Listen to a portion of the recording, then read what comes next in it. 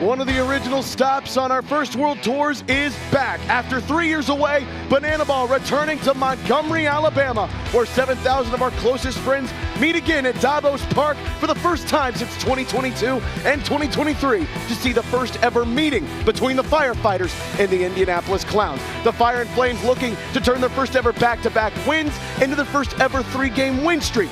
While the mission is simple on the other side for the Indianapolis Clowns, honor the great history that is involved here in Montgomery, Alabama, not just in baseball, but in the civil rights movement, and bring a little bit more fire and energy to a rough start to the season, though they come out of Texas feeling pretty good about their chances here in Montgomery, Alabama. This is a beautiful scene here right on the banks of the river as we welcome you back to an original city that embraced Banana Ball. And with that, for the first time ever, Firefighters against the Clowns. We welcome you inside the dispatch center here on the banks of the river. I'm Zach Staten, and this is a Montgomery biscuit. It's golden, it's flaky, and it's beautiful, just like this great city here in Montgomery, Alabama. The first time that we've been back to one of the cities that truly embraced the whole concept of Banana Ball. They got back on the schedule now for the first time since 2023. So much history with this great sport here, but it really shows the growth of it as well. These two teams did not exist in the show of Banana Land when this game came back here in 2023. But that shows the growth here of the league, and it also shows the growth of the Firefighters. We get rid of the biscuit and we put on the hard helmets, because that's exactly what the Firefighters did just a weekend ago against the Loco Beach Coconuts, sweeping them out of Little Rock, Arkansas. That was the first time, though, that the Firefighters ever won back-to-back games in the team's existence, and they've been playing Banana Ball since 2024. The Bats really woke up. 12 runs, 13 hits, and they were really good on the trick plays on Saturday night. 13 of those bad boys to win the equalizer point and deny it from the Loco Beach Coconuts. Now the Firefighters come into Montgomery, Alabama, feeling right good about their chances, not just to win tonight and tomorrow, but to make the Banana Ball open. They seem to have found the heat and the flames, and for more on why they have, let's send it down to one of the newest members of the BTV family, Maddie Warren with Val Perez. Hey, so excited to be down here with head coach Val Perez, fresh off a trip to Fort Myers, Florida for some women's professional baseball work, but now back in Banana Land. So, huge turnaround for the Firefighters last weekend. Tough couple losses to start this, but first series sweep in Firefighters history. What do those conversations look like in the clubhouse with the team to really get that turned around that way? Yeah, the first thing is keeping their confidence up. They were doing a ton of great things, hitting the ball well, pitching well. We just had to piece it together to close out wins. And, you know, the little things are what was making us lose those games. And so we focused on those little things and making sure that we're taking advantage of those opportunities late in the game, which is we weren't doing the first half. And so, of course, getting back-to-back wins last weekend was huge as far as the rankings go. And we're looking forward to doing the same thing this weekend. You talk about the little things. I mean, the little things are the consistency pieces, and we've seen a ton of consistency in your rookies, and they've started to step up in the big moments. Well, now we're also seeing the vets step up in the big moments. So what have you seen between the rookies and the vets and the way their chemistry has developed over the course of the season so far? Yeah, from before our game one, the culture in the clubhouse was phenomenal. And so those are things that are going to get you through the adversity that you're going to face in the season. There's going to be ups and downs in a long season, and we understand that. And we may be facing some of that early. We had a couple injuries, a couple other reasons that we don't have our full squad right now. But at the same time, our culture is huge, and that's what's getting us through, and that's going to be what's going to get us through the rest of the season. I love it, Coach. The momentum's moving in the right direction, and I don't know about you guys, but it's starting to feel a little hot down here. Kind of like the hottest team in sports, kind of hot. So we're gonna send it on over to the field.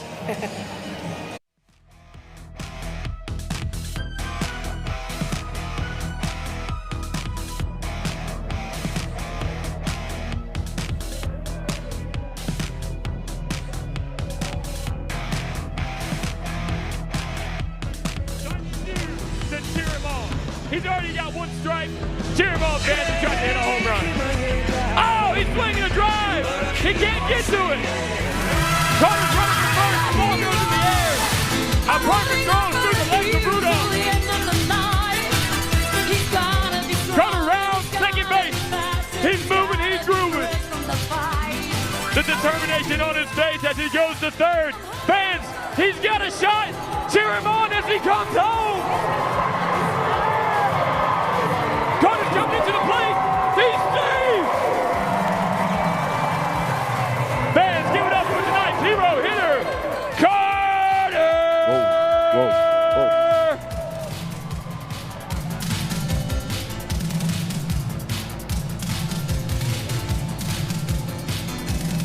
Ladies and gentlemen, the cast is ready. The players are ready. But it's now time for you, the fans, to get ready. So everyone on your feet.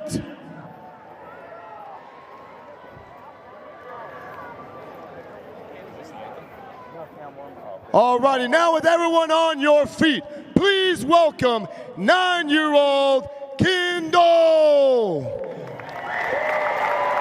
She will be our fan warm-up today.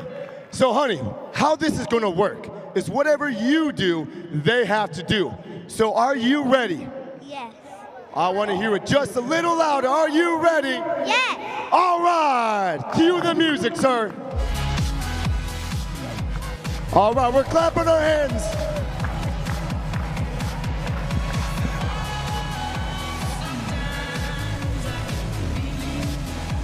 How does she know this one here?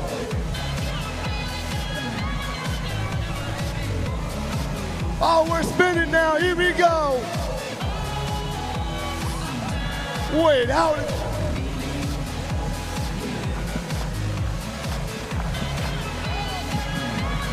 And we're moving and moving. Montgomery, Alabama, give it up for 9-year-old Kendall.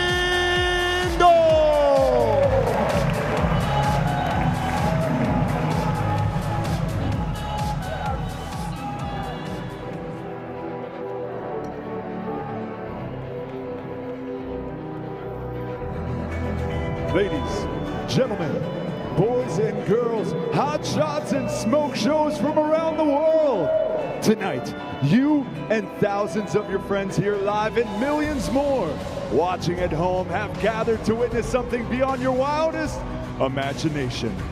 From sparks to sirens, from the station to the stadium, firefighters from across the globe have come together to witness this.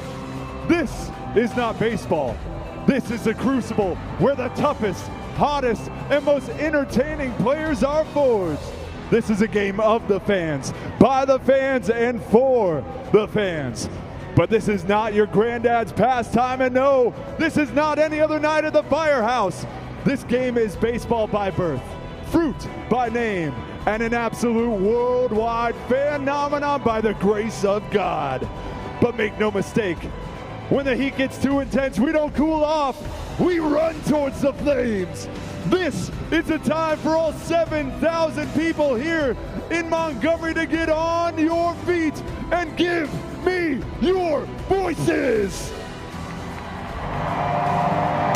Because this is the hottest show in sports, ladies and gentlemen. This is Banana Ball.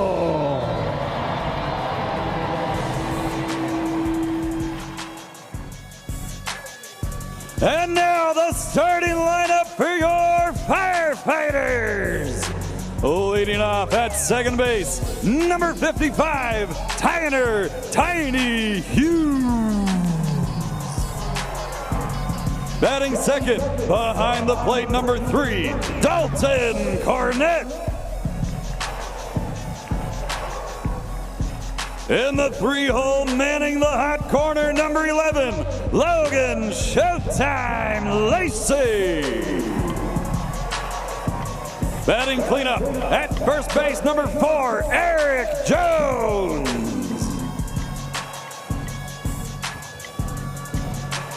In the 5-hole, ranging center field, number 30, Armando Becerra. Batting sixth, the hot shot at shortstop, number 2, Caden Peanut Green. In the 7th slot, ranging right field, number 10, Darian McDowell. In the 8-hole, the extra hitter, number 7, Mason Maxwell. Batting ninth, ranging left field, number 9, Noah Bridges.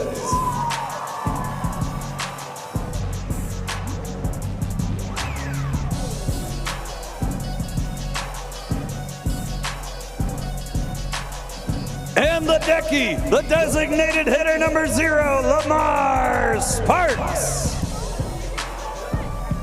And your starting pitcher tonight, number 21, Jared Donaldson.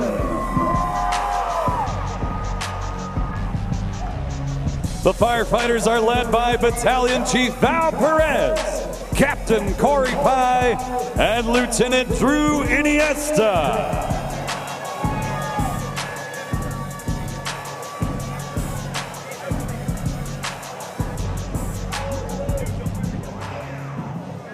Fire and flames shooting from the ground here in Montgomery, Alabama. We are just a few minutes away from getting things going here in Banana Ball with the Firefighters and the Indianapolis Clowns for the first time in 3 years. Part of the reason the Firefighters have really caught flame over the last couple of games is because of the play of some new guys on the team, maybe even some new guys in all of Banana Land.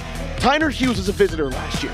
Already, just after 5 games, he is leading the Firefighters in hits, batting average, and he's got 8 trick plays, which is tied atop that category with Caden Peanut Green, who is one of the most experienced fielders we have in the Fire country. He has absolutely been tremendous this season, Tyner Hughes has, and that's just 5 games of visitor experience. What about Mason Maxwell? He's not new necessarily to the Fireland, but he is new to first base full-time. That is essentially where he's been all year long. And thus far, making the full-time switch, he has gone for 9 trick plays, and he's got 6 of them bad boys. You can look in that man's eyes and know he is unafraid of anything. That guy will go for whatever he has to be able to make trick plays count. And then Darian McDowell. I want you to remember that name. Banana Ball rookie. Was not even playing baseball last year. Was retired, spending more time with his family.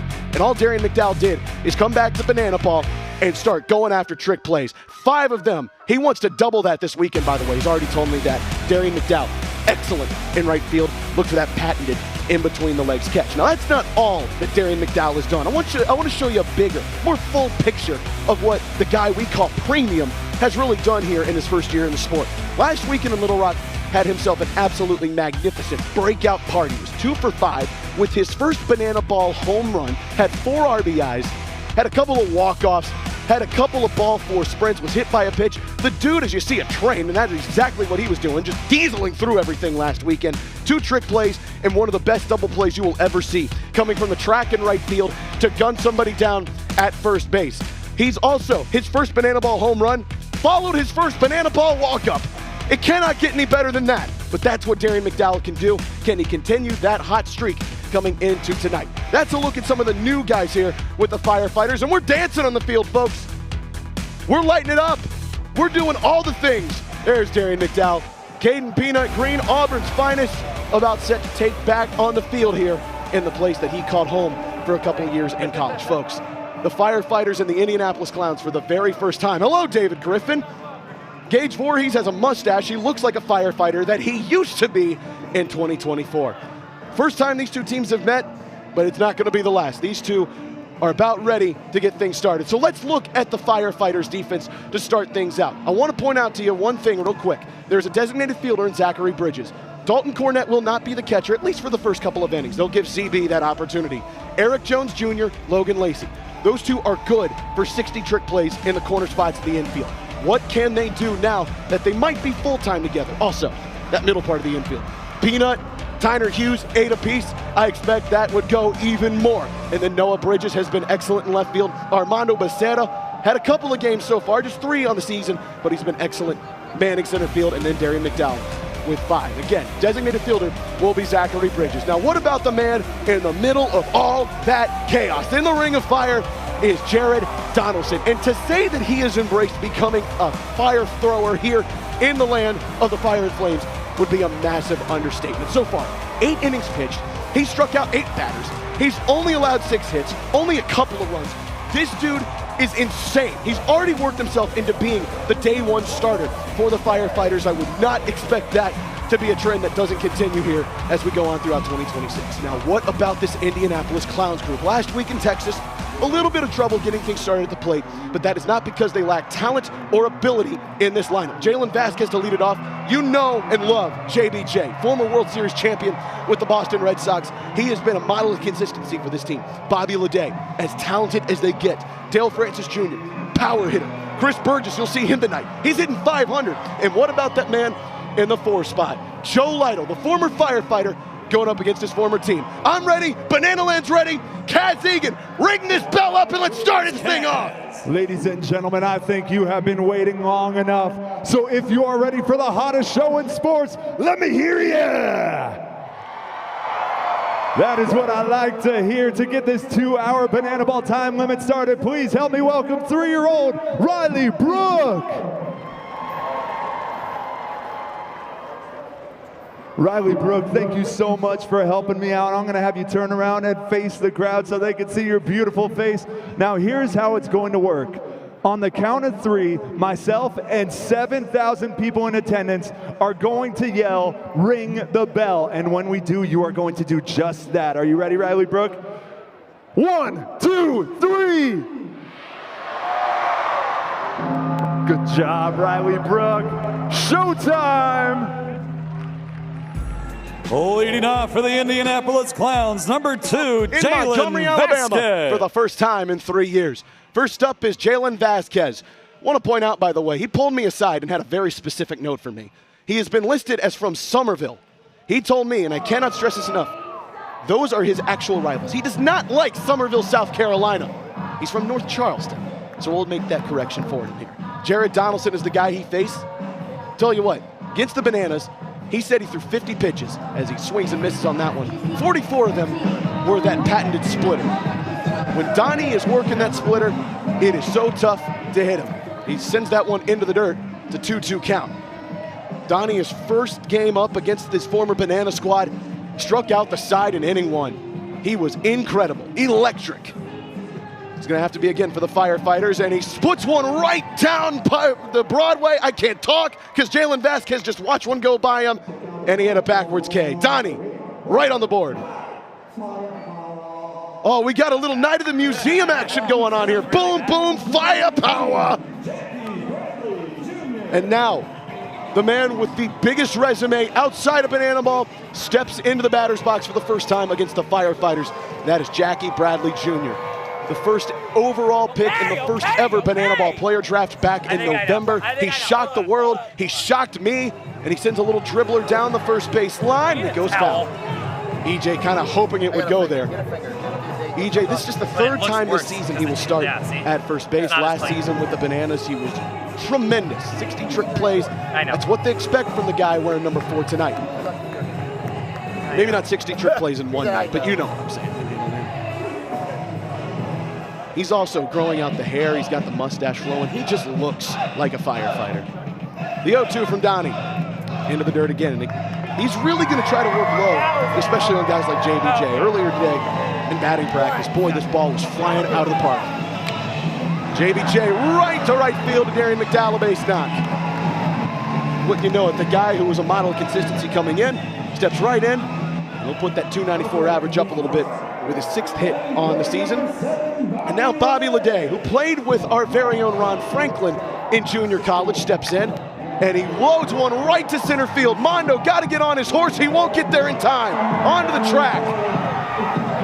JBJ going home. Peanut, can he get it there in time? No, he cannot. It's off target. Donnie behind home plate to stop it, but JBJ goes home, and an RBI double right off the bat of Bobby Leday.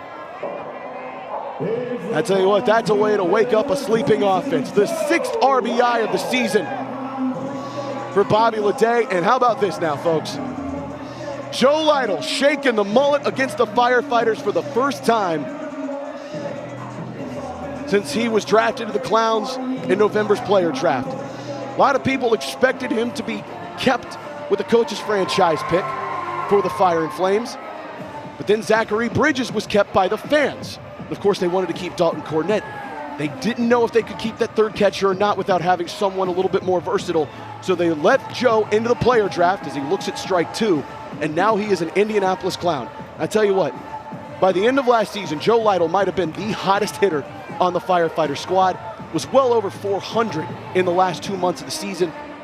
When the guy is rolling, it is really hard to get him off his game. As he lines one into the stands, it'll go back towards the Firefighters merchandise stand and foul.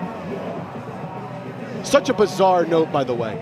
Firefighters have not had one fan-caught foul ball against or for them, and that's going to sit down. Bobby Leday racing home. Joe Lytle aboard with a single, and that's a second run brought in from the Indianapolis Clowns. Malachi Mitchell will come in to replace Joe Lytle. That's a way to make a statement against your former team. And we're going to do a little dancing here in Montgomery, Alabama. Nick Wilson at least thought he was. Nope, they're not going to. Okay. See, that's what happens, folks. You played so many runs, you don't know when you're selling. But the Clowns, tell you what, they only had 5 hits apiece in each of game 1 and 2 last weekend in Texas.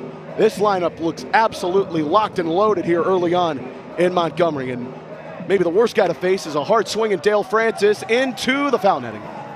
Thought for a moment some people over on that outfield grass were going to get an opportunity. Not pick over to first. Flash easily back in time. Donnie didn't catch the ball cleanly. Flashlight kind of walked him down, but no harm, no foul. Dale Francis is a guy who can absolutely swing for power in ways that you wouldn't believe. Gardner Webb, Flash stealing, and he's going to get tagged out. Donnie saw him immediately, turned back, throws it over to Tiny. Flash maybe wanting a challenge. Not sure what Eric Fox is going to do. So far, haven't seen a challenge broken out, and he will not. So the Firefighters get the second out by picking off Flash at second base, and just like that, base is unloaded. Right up here, someone make a play. Matthew Stott, come on! Stand out there on the catwalk, wanted an opportunity. The 1-2, Donnie trying to get out of a tough inning, and he will. Freezes up Dale Francis for a second punchy of the inning, but not before the Clowns absolutely lock and load here. For 2 runs off the bat of Bobby Leday, and then another off Joe Lytle, and it's a 2-0 lead for the Indianapolis Clowns going to the bottom of the first. So, as people start to host their dads out on the field, let's look at the Clowns defense, which absolutely is still loaded with a lot of athletic talent. Number 1, you obviously know the guy in center field, Jackie Bradley Jr. Unbelievable. He's absolutely athletic. He's absolutely talented. The dude can just do about anything. Already has 3 trick plays. We look to see if he breaks out the patented Naruto catch out in center field. Bobby Leday and Jalen Vasquez so far, though, leading in the clubhouse. 6 trick plays a pop. Those 2, they're just everywhere where you need them to be. Bobby Leday, so talented, very clearly could have been the number 1 pick in the Banana Ball player draft. Instead, he goes in the second round, and that's a steal for the Indianapolis Clowns. How about the guy in the middle of the field, though, is Correll Prime, the Banana Ball veteran.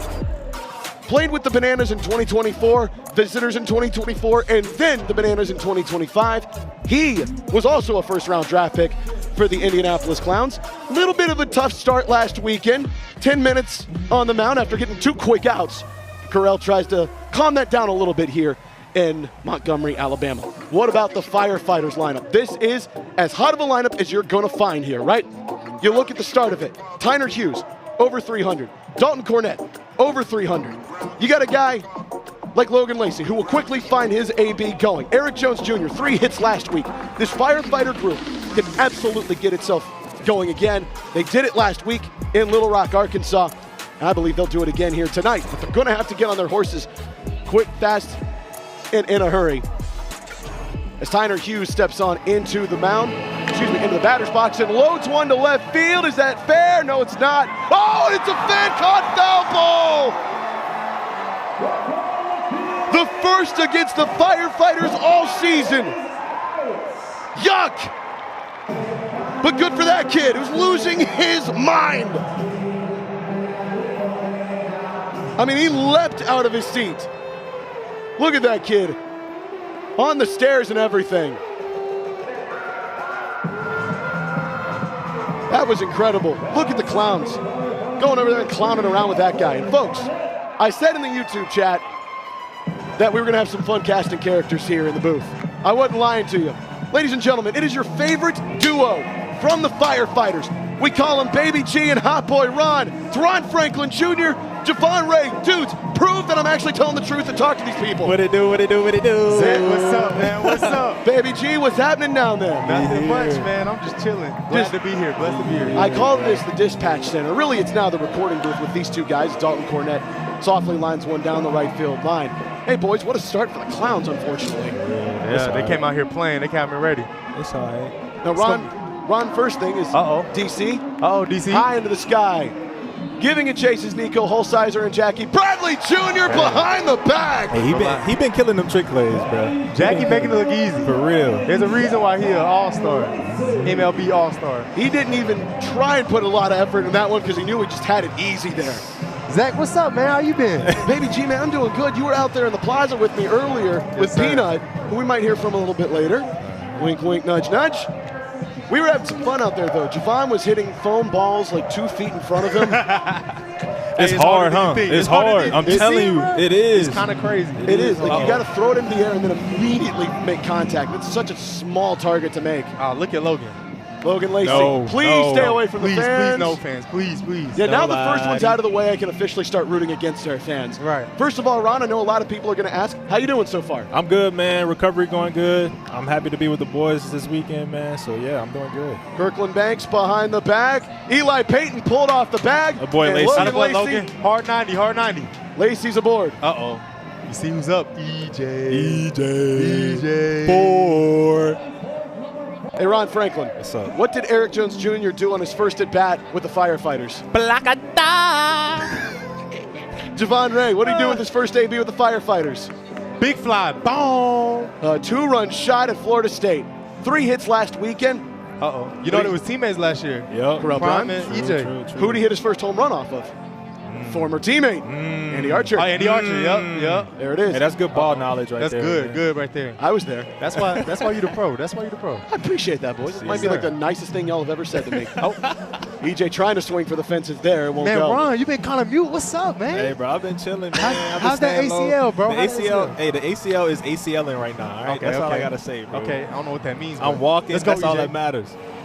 EJ swings and misses, and a runner stranded on base. And how about that? The Clowns quickly finding their way back into the scoring column. It's a 1-point lead for the Indianapolis Clowns after a 2-run shot here in the top of the first, and then a scoreless frame in the bottom of the second, or bottom of the first, excuse me. Ron Franklin, I need you to turn around for a moment. Because look at that, camera here, boys, the light's on you. These two Chill. just dancing around. Tranquilo. We're having a blast. See, look at this. Chill. My guys here. It's good to have Ron Franklin on the road with us for the first time since the ACL tear. I know it's been a tough couple of weeks for you, but you haven't lost that energy or smile one bit, have you? At all, man. I've been enjoying life, man, enjoying the process of recovering from this ACL. And I got my dogs behind me, man. So, yeah, it's been good. Meanwhile, Baby G's just been questioning whether or not the injury's real. Yeah, I don't know. Sound about you know, right. Nugget Head over here, he likes to play. Sound about right. I saw him Sound about dancing right. in the training room. That ACL's supposed to be torn. He over Hey, here I dancing. can get down a little bit. Somehow. Bow. Ron, I'm not joking you. Hold on What a up? second. What We're going to up? do live What TV. happened? My cord is caught in your brace. Oh, hey, watch out for that brace. There now. we go. See, Watch it's out real. now. Watch Look, out. this brace is like a machine I guess right it's here. real. I guess it's real. That's a machine right now. Hey, that was good. you guys got to watch it a little bit last week. Javon up and close and personal, by the way. 2 frames where he struck out to end the inning, and 2 runners on third base, and you're stranding him right there. Right. What worked so well last weekend for the Firefighters, guys? I think we just came out with a lot of energy. You know, everybody was ready to play. Everybody had a good energy, and we just did the basics. No walks and made the outs and got some timely hits. Y'all had me stressing at the crib, bro. I was at the crib watching the game. I was about to say, 9th inning. I was sweating. You're at the house in Pooler. Sweating. What's going through your brain has been dumb is Sweating. starting to battle. Sweating, bro. Sweating. That's all That's good. That's all I gotta sweat. say. Is You haven't sweat. been sweating. You've been laying on the couch all day. It's good to sweat. Hey, to let y'all know, G has not been taking care of me. By Yes, the way. I have, He has bro. not Don't been lie taking to care of him. me. I He think been G's a kicking my good leg. roommate. He kicked my leg. Oh, there you go, Donnie. Look at Logan. Logan Lacey between the legs fielding it, and Yep. EJ Well, over at attaboy. first. Nice trick play. Fire me up, showtime. That's a trick play for the Firefighters. Nice trick play. First Hey. of the game. Zach, I just want to let you know we're Hello.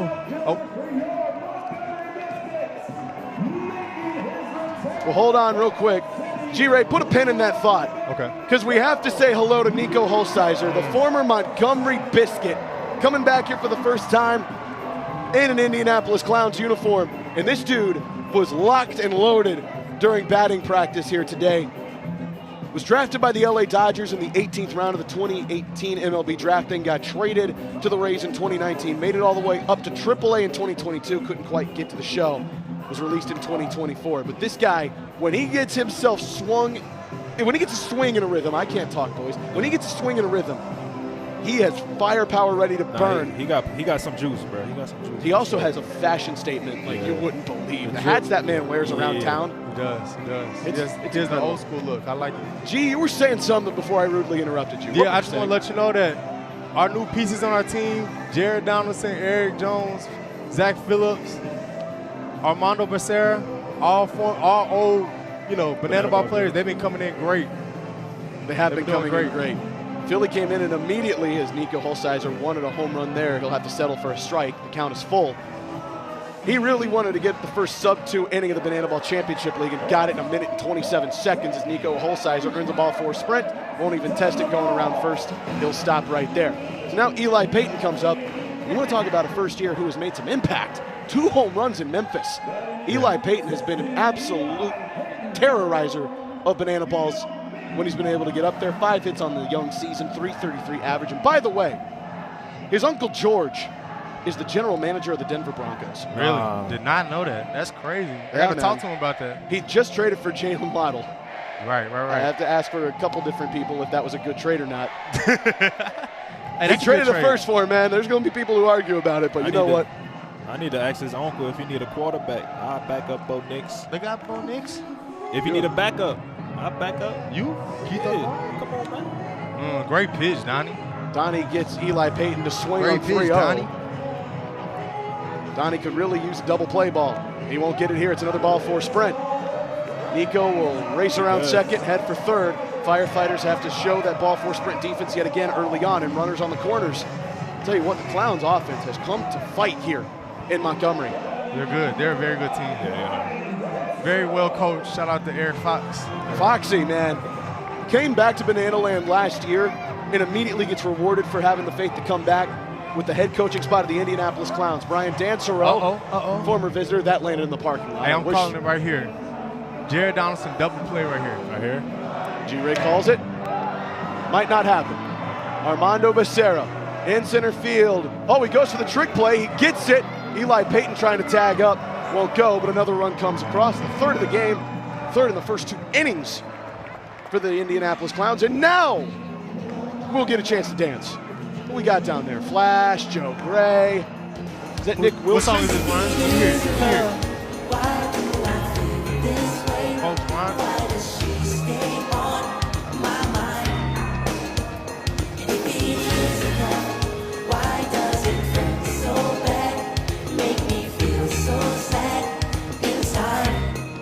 Classic.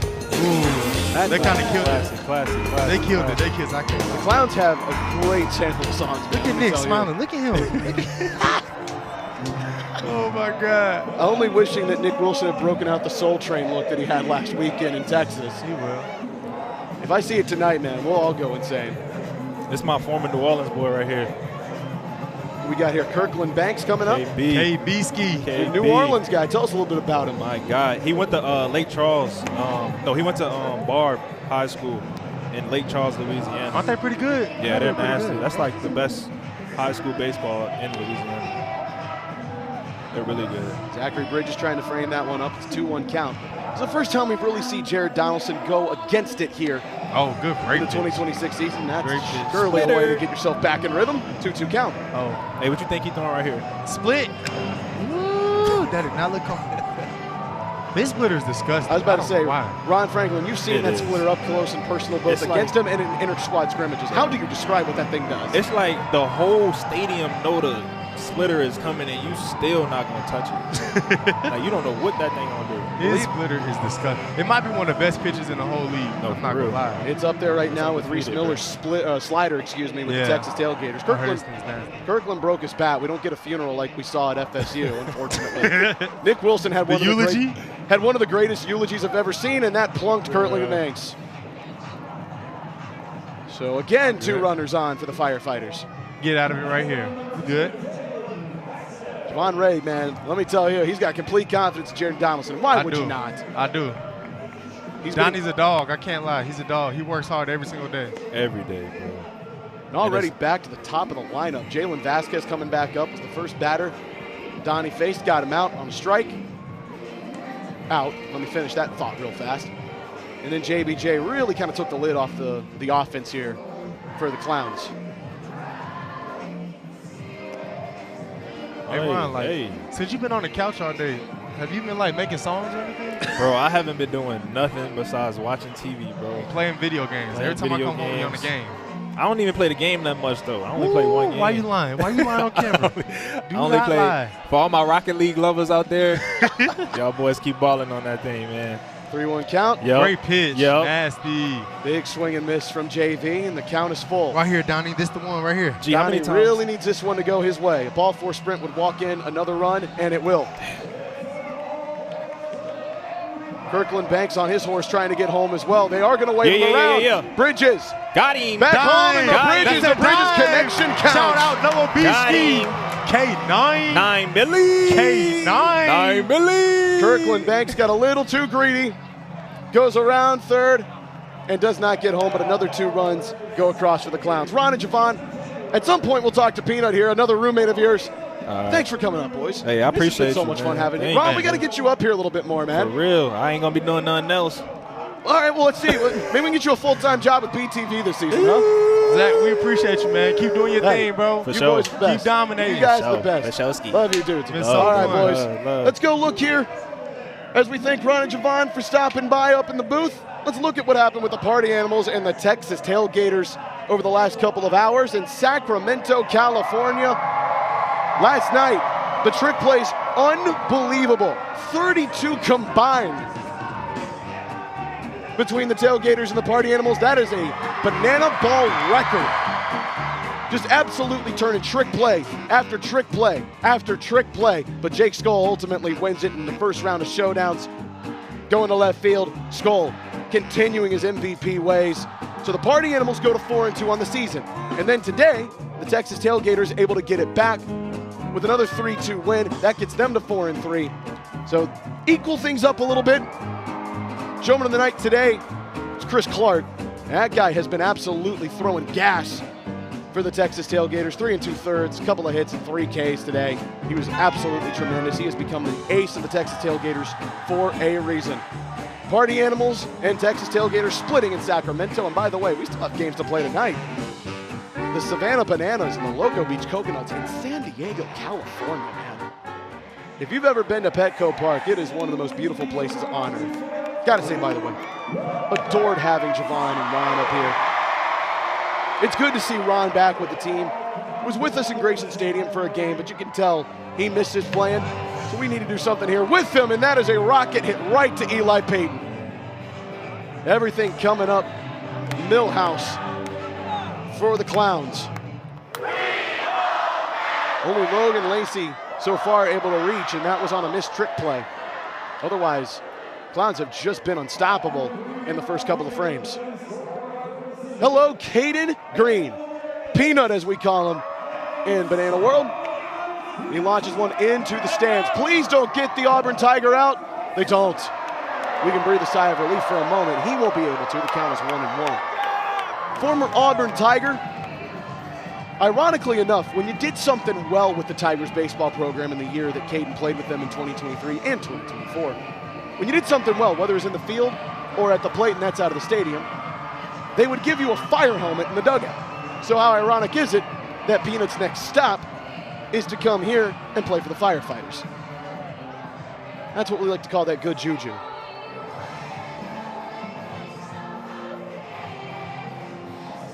A full count. Peanut looks at it, ball four sprint. Peanut thought about going for 2. That's great ball four sprint defense from the Indianapolis Clowns. But a runner aboard for the Firefighters. And this is a note here from our great statistician, Blake O'Hare, who is sitting right next to me in this booth, by the way. Blake waved to the camera. No one can see you, but we'll still say hey. Firefighters with runners in scoring position have gone from an average of 167 to 350 last week in Little Rock. The offense absolutely woke up. That's a foul tip from Darian McDowell. Peanut was 3/4 of the way to second and then have to put on the brakes and go back.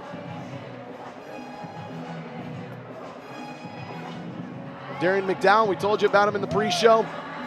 Absolutely tore the cover off the ball last week, 2 for 5, but earned a couple of ball 4 sprints, hit by pitch, a couple of walk-offs, and that first home run in banana ball. He wants a second one today, and preferably he'd like it to be to the train tracks that are across the way. Instead, he sends a hot rocket over to third base. This could be 2. Jalen Vasquez couldn't handle it on the transfer, and so that will get Peanut out, but Darren McDowell is safe on first.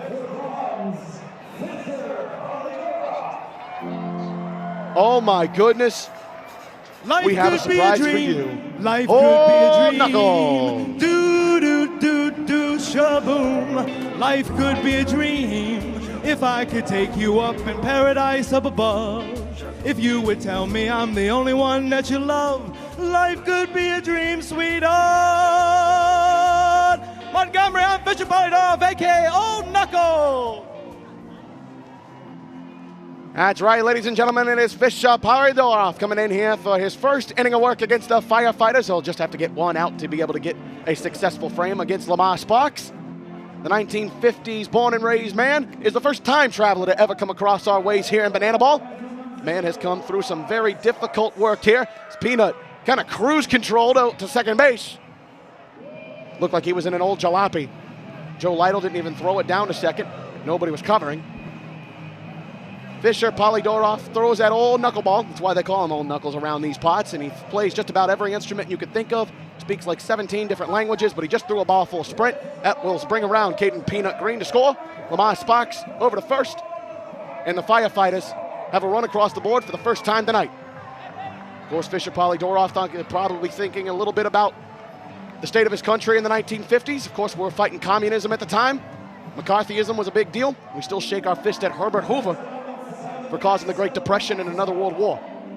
That one way outside for Mason Maxwell, and now you have to wonder, does Lamar Sparks turn on the heat and try to go from first all the way around as Mason Maxwell sends one over to Joe Maya, who couldn't one-hand catch it. It was a better time back in the 1950s. Mason Maxwell fouling it back. Gas was just about 50 cents. A carton of milk, $1.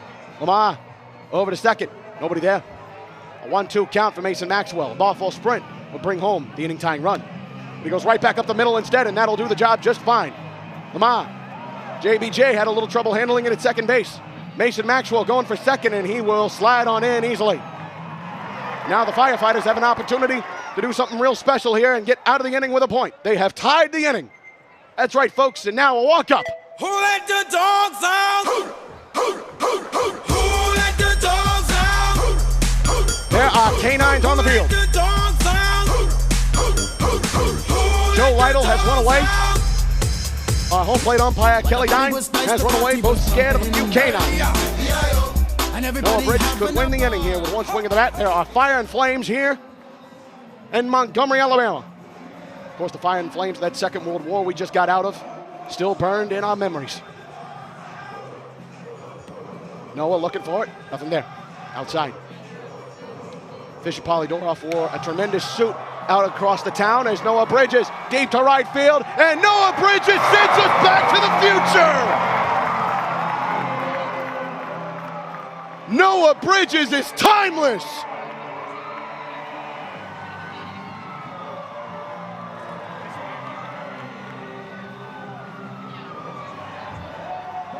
That was unreal. Noah Bridges tells Fisher Polydorov time is relative. No clue what that means, but it sounded profound, like that sweep from Noah. Hi, Maddie. Is it the power of the 101 Dalmatians? What's going on here? I like that, yeah. That was probably about 102 Dalmatians.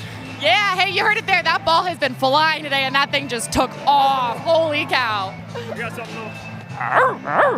There we go.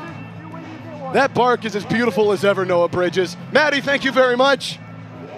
Noah, that was incredible. So all of a sudden, the Firefighters were down a point and looking at going down a second point. And then they just absolutely destroyed Banana Balls, and Noah Bridges gets his first homer since last July in Salem, Virginia. What a swing. We're having fun here in Montgomery, Alabama. And it's a 1-1 game.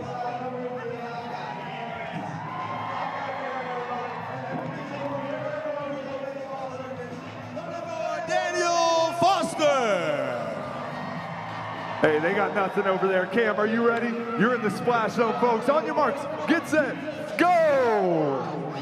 Oh, he's already missed one. There we go. How many water? Oh my gosh. How many water? We're at 4, baby. Let's go. Hit?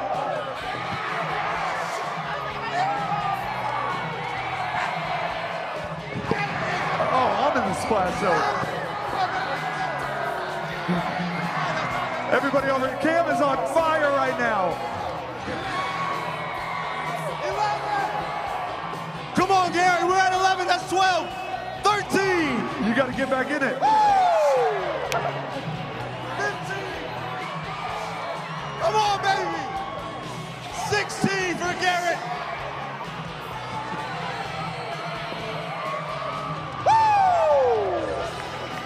Come on, Daniel. We were having a blast 10, so far. 9, Jackie 8, Bradley 7, Jr. coming on up. Flew out immediately. Man, I was having so much fun with that accent, I completely forgot what I was doing for a moment. That's calling banana ball action right here. Jared Donaldson out for his 3rd inning of work.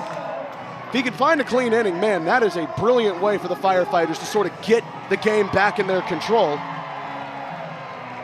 Donnie giving up 4 in the first 2 frames, but then the Firefighters equalizing that in just 1 inning, and it's 1 point apiece for each. Jackie Bradley Jr. just flew out.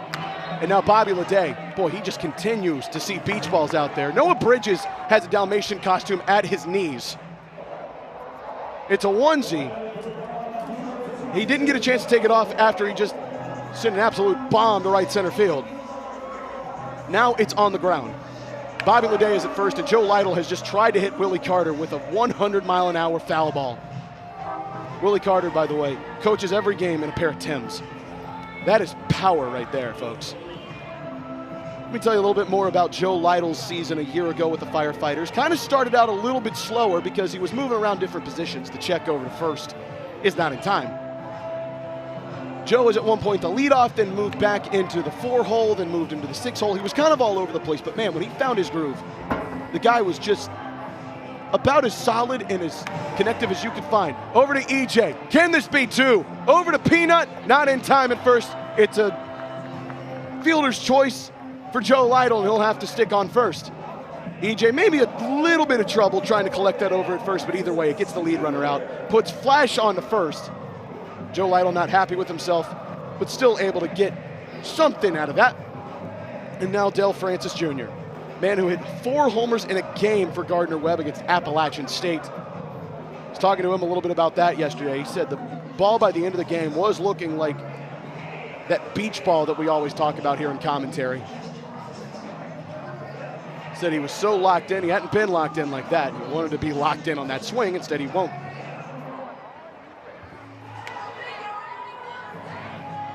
Instead, Donnie between the legs and EJ behind the back. And that is a double trick play for the Firefighters, who take a 4-1 lead in the trick play column. And it's the first clean inning for Jared Donaldson. They strand a runner on, but no run gets home. And now it's time for Bananas Foster. Let's send it on down to the field. From Bananas Foster, Casey Barker. Across the United States, there are over 400,000 children and teens in foster care without a permanent home. To raise awareness and support this community, we created Bananas Foster, the official nonprofit of Banana Ball. Our organization is dedicated to celebrating those in the foster care community while educating and inspiring others to get involved. Tonight, we are celebrating the Lofton family. In Alabama, there are over 6,000 children and teens in foster care currently. Kathy decided 10 years ago to become a licensed foster parent on top of being a school teacher. Because of her dedication to the foster care community, this has inspired her own daughter to pursue a career in social work as well as become a licensed foster parent herself. Over the last 10 years, this family has welcomed in 25 children and teens into their home.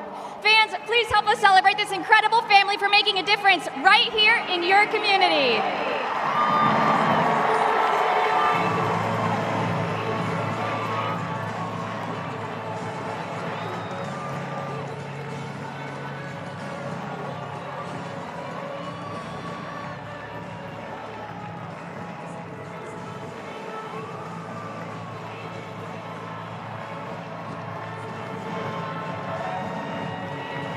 Beautiful celebration of the Lofton family. If you want to help families just like this, just text BUNCH to 50155.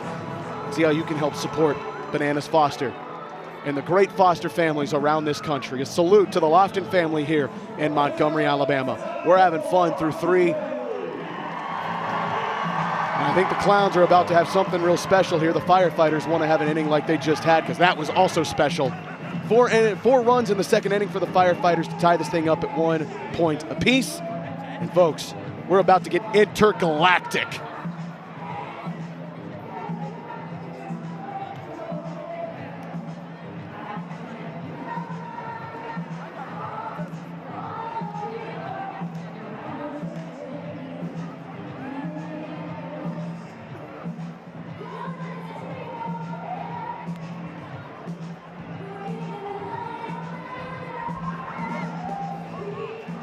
Through 2 1/3 here, or 2 1/2, excuse me. 2 1/3 doesn't exist. 2 1/2. It's a 1-1 game between the Clowns and the Firefighters. We're gonna have a new pitcher, and it's about to get intergalactic. There it is. Come on, the fellas saying hoop. There it is. Come on, the ladies saying hoop. There it is. YouTube, put it in the chat, say hoop. There it is. That was absolutely sweet for Kobe Robinson. Space Jam entrance, how could you not love it? By the way, that man's middle name is Shaq.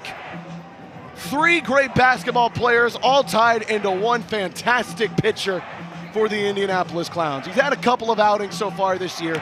Just 2/3 inning of work is what he's credited for. Had a rough outing in Del Diamond against the Texas Tailgaters, but looking to start a little bit clean here in Montgomery, Alabama.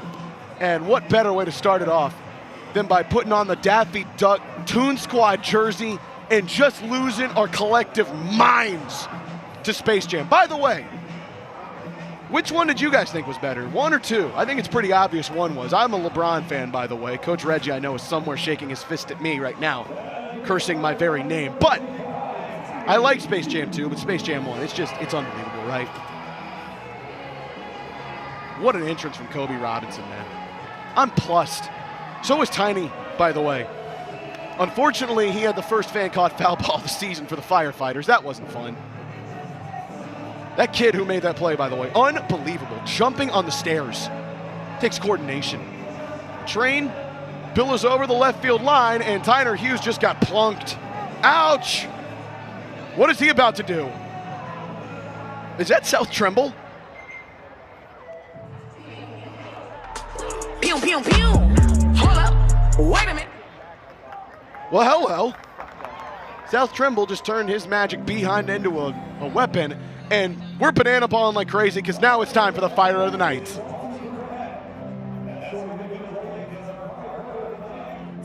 James Witcher. James was named the 2025 Firefighter of the Year, and he has served your community at the Montgomery Fire Department for 33 years.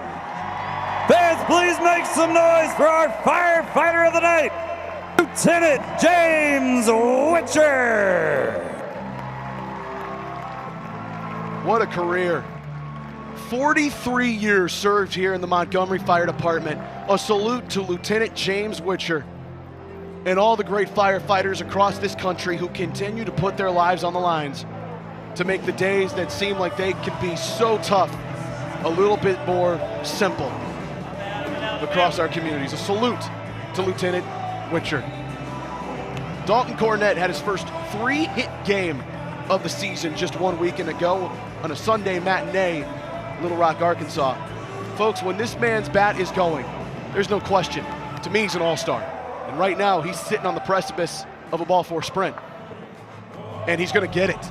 Tyner Hughes can absolutely burn, by the way, so let's see if he tests it. Clearly going to go to third. Val Perez wasn't in play to tell him whether to go home or not. She will hold him up at third, though. She was actually talking over there to Chris Burgess. The enemy, distracting. Dalton Cornett stops at first. Tiny is at third. There are runners on the corners, and there is not a soul out. Owen Joyce is downstairs with a bald cap on. I don't know what that means. Maybe something special's coming up. Either way, Logan Lacey, showtime. He sent a couple across the train tracks today. He would love to do it here when it counts. Dalton Cornett running, and he's safe. Ball got into center field, and that'll bring Tyner Hughes home. The throwdown from Joe Lytle gets by Jalen Vasquez. Tiny's in, and the Firefighters take a 2-1 lead thanks to just one mistake and a ball four sprint and a hit by pitch. So as good as the Clowns started this game off, wasn't a particularly great second and third inning. Let's go down to the field now because we're about to have some fun in Montgomery, Alabama. And now down on the third base side, here's Jarius. Yo, yo, yo, we're gonna play something I like to call hip hop hype up. I got 3 contestants with me who are ready, and each of the contestants are ready to do their hip hop routine. Let's get it. Contestant number 1, are you ready? I'm ready. DJ, hit me. Come on, DJ, what you got, baby? Well, I'm on the way, the time cool, I wanna be keeping you warm. I Come got on. the right, Yeah. the toughest Come on. shit that you from the Yeah. storm. All right, contestant number 2, come on. Yeah, come on. All right. Yeah. Yeah. Come on, come on, come on. All right, all right, all right. Contestant number 3, it's your time. Let's see what you got, baby. All right, rub that belly, take that foot out, baby. All right, all right. All right, all right, all right, all right, all right, all right, all right, all right. Stop the music. Stop the music. It is time for you, the fans, to decide. Is it contestant number 1? Contestant number 2? Contestant number 3? All right, guys, that is hip hop hype up. See you guys later. Come on, baby.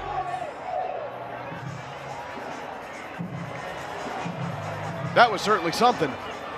A bald man with his shirt off, a grandmother with a firefighter jersey on. You want me to go against her and hip-hop hype?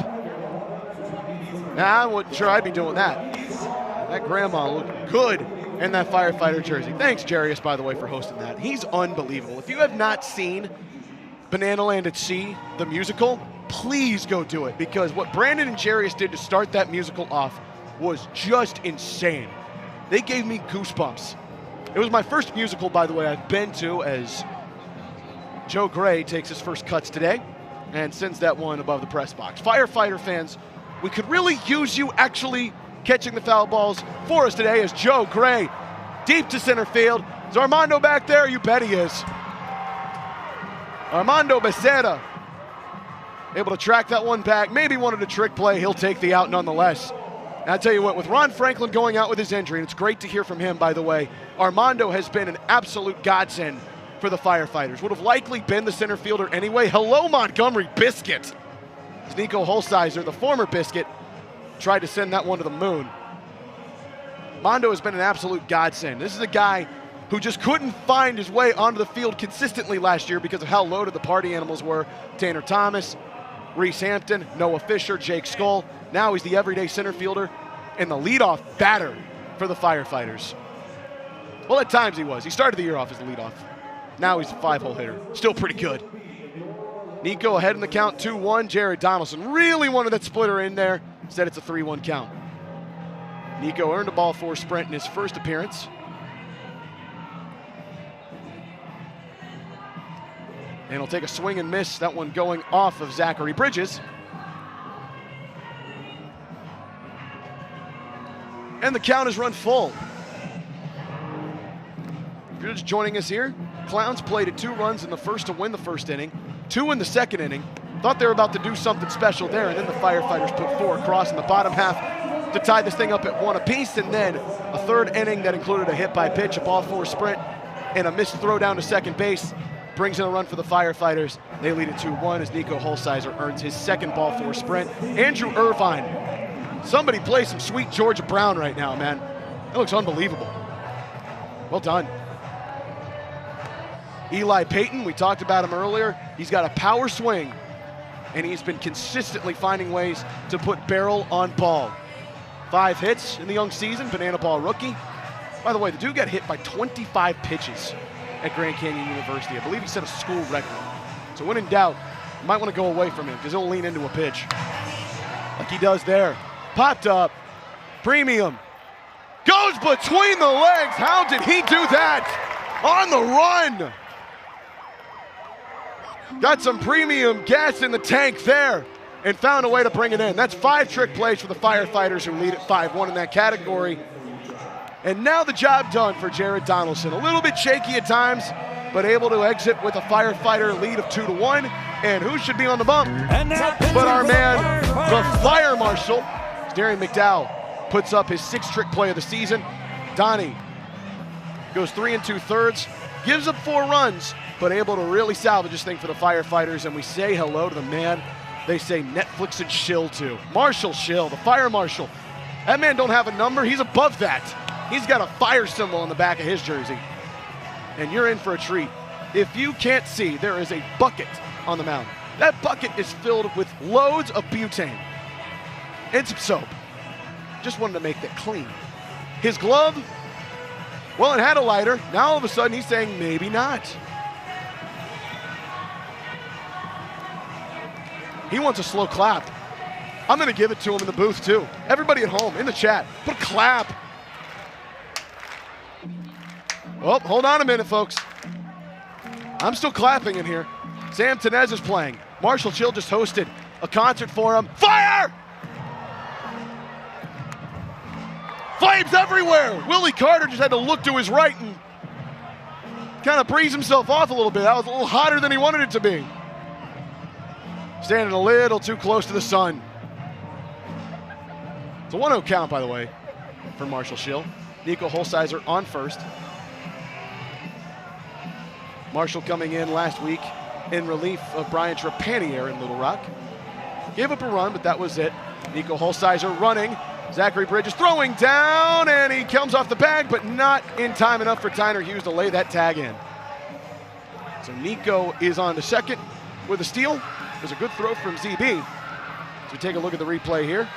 Tiny at the last second thought he had him, but Nico clearly safe right there. It's a 3-1 count, and the Clowns in position to get another run on the board. Firefighters playing well in. No ball 4 sprint defense here. Dansereau into the stands, foul. We thought for a moment that could finally break the streak. The fan caught foul balls instead. It's a full count.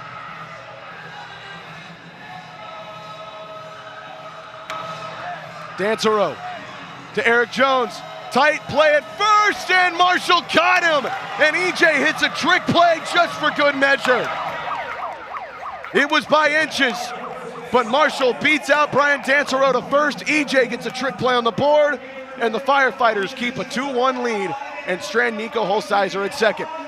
Kaz Egan is on the field. That's a great throw by EJ, by the way, and Marshall just barely got there. Kaz Egan's on the field. You know what that means. Everybody at home stand up and dance. It's time for Hayden. Clap those hands. Okay, put your hands up in the air, the hand in the air. On, get ready to wave those arms.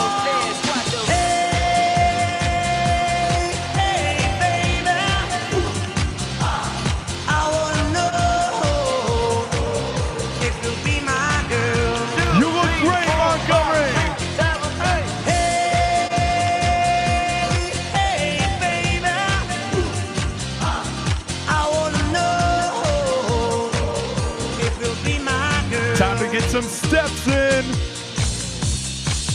When I saw you walking down the street, I said that's the kind of girl I like to meet.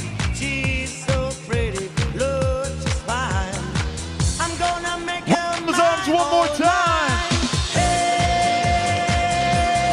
Hey, baby,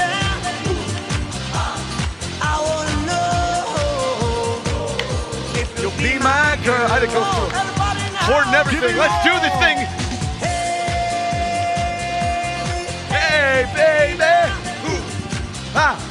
I wanna know if you'll be my girl. Montgomery, Alabama. That's right. You look so good. Y'all think this work doesn't do anything physical? Think again. Blake O'Hare, you want to put the headset on while I catch my breath?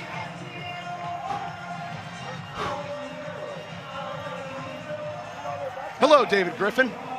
I'm back. This is a guy right here who, if there's anybody to really brag about on this pitching staff for the Indianapolis Clowns, it is the man that wears the number 15 in the white, blue, and red today. David Griffin, former New York Mets minor leaguer. This is the guy who did not get picked in the draft. This is the guy who worked his way up from indie ball over the course of years to get into the New York Mets system. Made it all the way up to AAA Syracuse, released in May of 2024. All he's done here in Banana Ball since he was drafted. I'm still catching my breath, by the way. 232 MPI, fastest amongst all the Clowns pitchers. His 117 ERA, best amongst the Clowns pitchers. Lacey into the stands, that one stays in the field. He's just given up 5 hits and 1 run, a couple of strikeouts. He might not have the stuff so far to really strike you out, but once it gets there, David Griffin is going to be one of the most dangerous pitchers that we have in Banana Ball. But right now, potentially facing a ball 4 sprint against Logan Lacey. Instead, Lacey, Bobby Leday between the legs. Eli Payton right behind the back, a double trick play. Clowning around. That looked beautiful. Showtime will have to wait to get his first hit on the weekend. Look at Bobby Leday going between the legs. That guy can flat out play. EJ, what you got for us? Hot and dangerous. If you're one of us, then roll with us, cause we make the hipsters fall in love when we got our hot pants on and up. And yes, of course we does. We run in this town just like a club. And no, you don't wanna mess with us. Got Jesus on my necklace. Got that glitter on my eyes. Stockings ripped all up the side. Looking sick and sexified. So let's go, let's go. Tonight we're going hard, hard, hard, hard, hard. Just like the world is ours. We're tearing it apart, part. You know we're superstars. We are who we are. We're dancing like we're dumb. Our bodies go numb.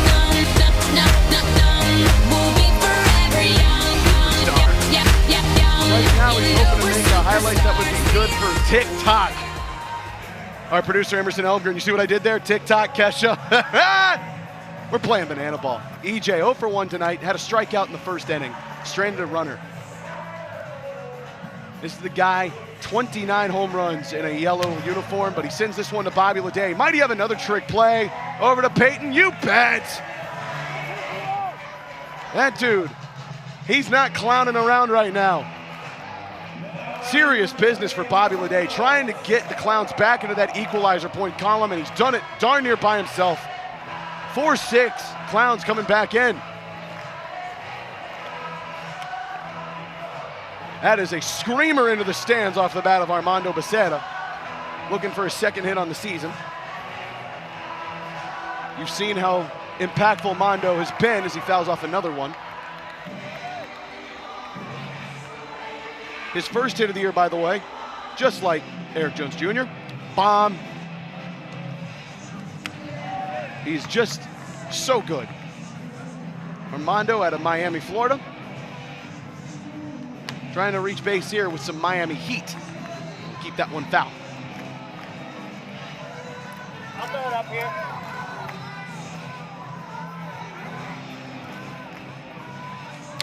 Mondo right back up the gut. Base knock. Umpire had to run for his life on that one. Mondo does get that second hit of the season. And now about Peanut. Got an opportunity to do something real special here. If he can find a way to get on base. David Griffin goes high, ball 1. Peanut, by the way, you probably know this, engaged to be wed. His fiance Bailey is here, and that one plunks Peanut. He wasn't nuts about that, but he is nuts about going to first. And now how about this? Ron Franklin, by the way, is walking out to home plate. He's clearly not going to take an at-bat here, but that would be fun. First ever guy in Banana Ball to take a swing with a torn ACL. Ron Franklin could do it, by the way. Love that guy. Miss him. I also love Darian McDowell. I love watching this man swing the bat. You hear the dulcet tones of replay by Ayaz. I believe I'm pronouncing that right, by the way. Playing in the background. That was his walk-up, and 2 pitches later in Little Rock, after he got done walking up with a book bag on, by the way. He went yard. He wanted to go yard there instead. It's an 0-2 count with 2 on and 2 outs.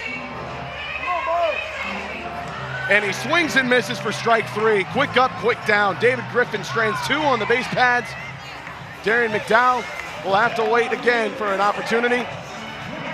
And now Kaz Egan, let's butter some biscuits. My biscuit. We have the Stone family on my left. We have the Crater family on my right. Here's how it works. They're going to run opposite ways around the bases from their teammate. They're going to meet back at second base, and they're going to have a whole lot of butter on their belly. They're going to belly bump. First team to make it back to home base is going to be the winner. And well, the losers have to take a biscuit, wipe it off the winning belly, and eat it. I know, even the train says it's gross. Contestants, are you ready? On your mark, get set, go! The Stone family's taking a quick lead at first and third base. They have to get their bellies all buttered up. That's right, rub it on real good. Oh, the butter is flying everywhere. Oh gosh, and that's a butter belly bump. The butter's splashing. And it looks like the Crater family is going to be the winner by a landslide. Great job, Crater family.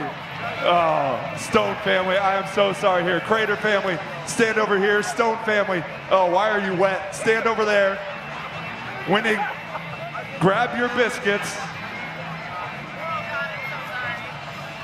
Oh, there we go. Why are you eating so much? Ladies and gentlemen, that was Butter My Biscuit. Well, that's unlike anything we've ever seen before. There were bare-chested, hairy men rubbing biscuits all over their buttery chests. If that doesn't scream banana ball, I don't know what will. And I don't know what screams banana ball more than this beast of a human, Bradford Webb, stepping up to the mound. And look, so far in the last couple of games, he's had a couple of relief appearances. Do not let that fool you. This is a starter working here for the Firefighters. Last weekend, comes in 5 through 7 in Little Rock. All he does, 3 innings, all scoreless, 3 Ks, and he gets himself the win. That is Bradford Webb in a nutshell. Worked himself into an all-star last season. After kind of a touch-and-go start, battled some injury troubles, but found his way in the last 2 months of the season, turned himself into an all-star, and all he's done since then is just validate that. His 6 innings in Game 1 of the World Tour semifinals, the longest he has gone since he was at Hampton-Sydney College in Farmville, Virginia. That was before he went to VCU in 2021. This dude, on a whim, able to go 6 innings, 4 strikeouts, had a couple of innings of trouble, and allowed no runs out of it. Bradford Webb is as rock solid as you can get. And Kirkland Banks so far tonight has been as rock solid as you can get at third base. It's a 2-1 game. The Clowns really trying to find their second win on the season as Zachary Bridges tells the kids, don't play with fire. Excited about that. There are fire launchers on the field though, so I wonder how that works. You can tell though, the Clowns offense has a nice balance of patience, but also aggression, as Bradford Webb really thought he had that one. It's an awfully tough call there. It's a 3-0 count. And that one finally launches in for a strike.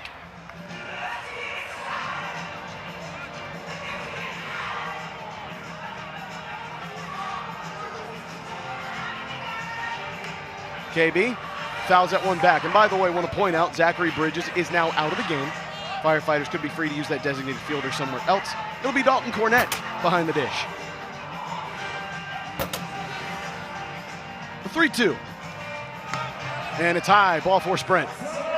Another one earned by the Clowns. Kirkland Banks really on his high horse and then finally puts on the brakes. Willie Carter comes almost out onto the field. Almost has to rip Kirkland Banks back. But he does find a way to get him back, and that's a one base ball four sprint, and that's not the way Bradford Webb wanted to start, but this is a man who really found his way out of trouble a couple different times in Little Rock and, of course, the World Tour semifinals. So a man on first, nobody out, and Jalen Vasquez coming on in. Webb having a little bit of trouble trying to find the strike zone here. Vasquez getting onto the base paths in the second AB with a ball four sprint. Please, someone do something! Oh, we all got out of the way. Every man for himself, apparently. There was a kid who caught one for the Clowns, and that's it. It's a Firefighter home game, folks.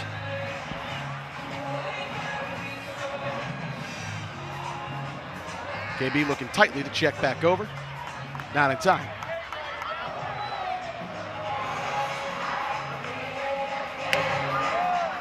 By the way, Jalen Vasquez, third-round draft pick in the Banana Ball Player Draft last November. Played 2 seasons of college baseball at South Carolina, then transferred to North Greenville. Swings, Peanut, between the legs, Tiny between the legs, EJ, did he get it out? No, he didn't. So it'll just be Peanut credited with the trick play. Tiny really trying to get one between the legs. Won't go. Vasquez, great speed down the line. Peanut flips that between the legs. Tiny really wanted it. But Vasquez speed just good enough to beat out the throw. So it's the 7th trick play of the night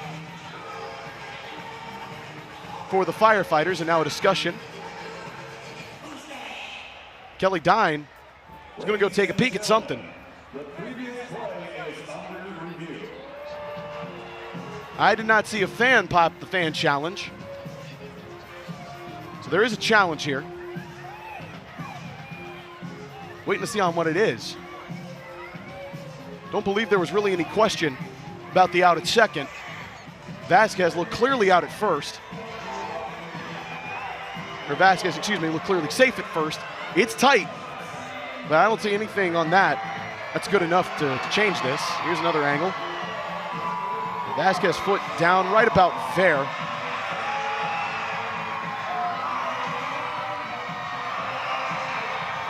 Yeah, I don't see anything right now that would change this call.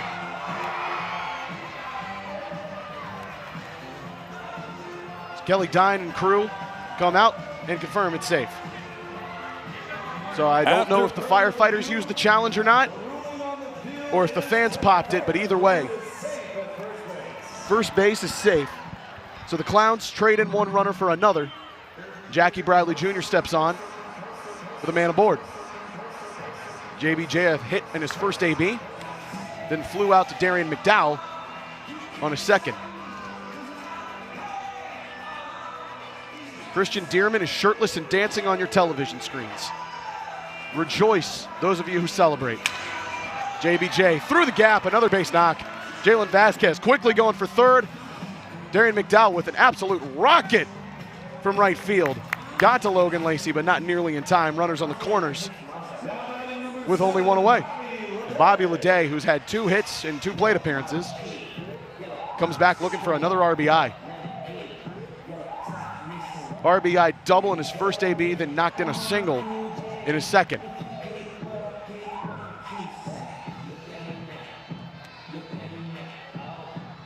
Firefighters have gotten themselves into a couple bits of trouble here. The first and second innings, able to get out of it in the third and fourth clean. Bobby Leday really wanted that one to touch the scoreboard. Instead, it's a 1-1 count.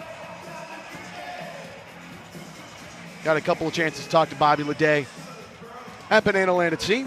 This is a man who's very simple. He just wants to play ball. Lacey to second, over to first, not in time. Tiny couldn't transfer it over, and a run scores. And the Clowns get another run across, and they're jumping for joy down there. Jalen Vasquez.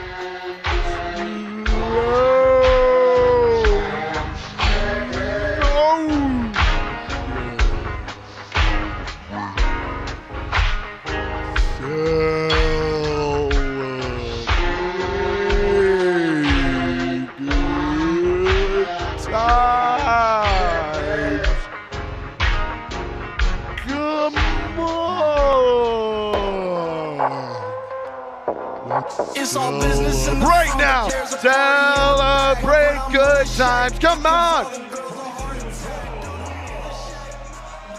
Usually wouldn't do that with the Firefighters giving up a run, but I'll do it here. Joe Lytle, 1 for 2 so far. Grounded into a fielder's choice in his second appearance. Knocked in a run with his first AB in the first inning with a single to left field. Lytle, high to right field. Darren McDowell on his horse, can't get to it. Kicks the ball around. Joe Lytle trying for second. Bradford Webb could have just thrown to second and gotten the out and out of the inning, but instead saw a threat from Bobby Leday trying to go home, turn back around, and Lytle slides into second. So runners both in scoring position at second and third and 2 away. Some fielding mishaps and some unfortunate situations going against the Firefighters here in the top of the 5th.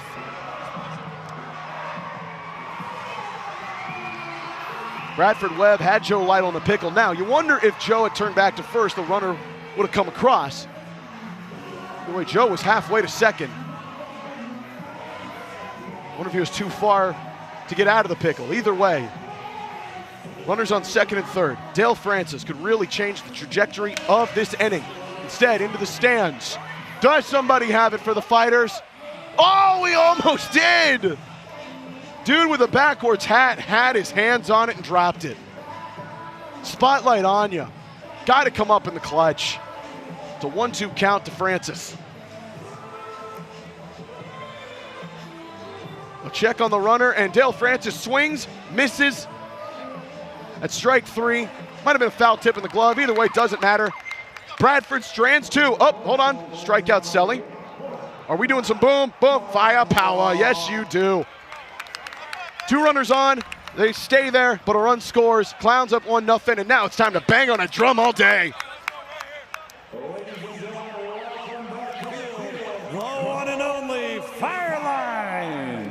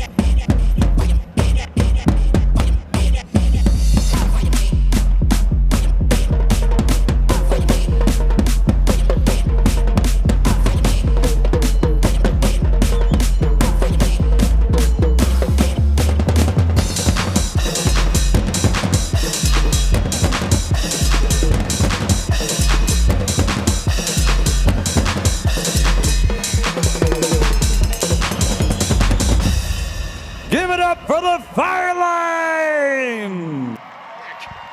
Those dudes have a fire hose wrapped around their drum set. They absolutely bang that drum all day. Love the Fireline. Now, from people banging on drums to the Banana Ball Open. Of course, it's a seamless transition here, folks. First ever Banana Ball Open, Thursday, April 16th through Sunday, April 19th. Again, the top 4 teams in the Banana Ball Championship League will qualify for that. We have 11 games to start seeding. Right now, the Bananas look well on their way to doing it. Party Animals 4-3, Tailgaters are 4-3. Those teams right in the driver's seat. Firefighters right in advance for it as well, along with the Coconuts. And we are getting a little tricky. Dave Griffin. See what they've got. Hello.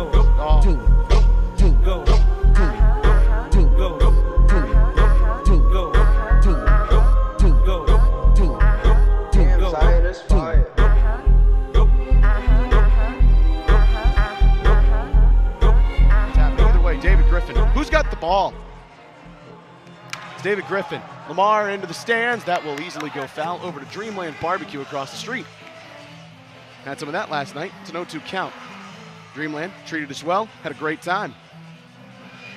Sat right next to my friend Matthew Stott, Noah Bridges, and Lamar backwards K. David Griffin, shimmy. Lamar not a fan of that one, does not matter. David Griffin sits him right down. Mason Maxwell having some fun. Renegade playing, Mason. That's a laser to the train, but it will go foul. Clowns on the verge of earning their second point. That one into the dirt from Mr. Griffin. Mason one hit so far this year as he sends another one screaming towards the trees. I do not see anybody getting that, and they don't. That one bounced back in. 1 for 12, but again, this is a guy who was picked in the 11th round, and up to this point has started every game for the Firefighters. Not sure many other 11th rounders or late rounders for that matter, other than guys like Jose Brother Gonzalez, who's on a tear right now for the Texas Tailgaters, can say they've started every game, as Mason almost made me stand up out of my shoes. Instead, that one goes well foul. But he stays alive.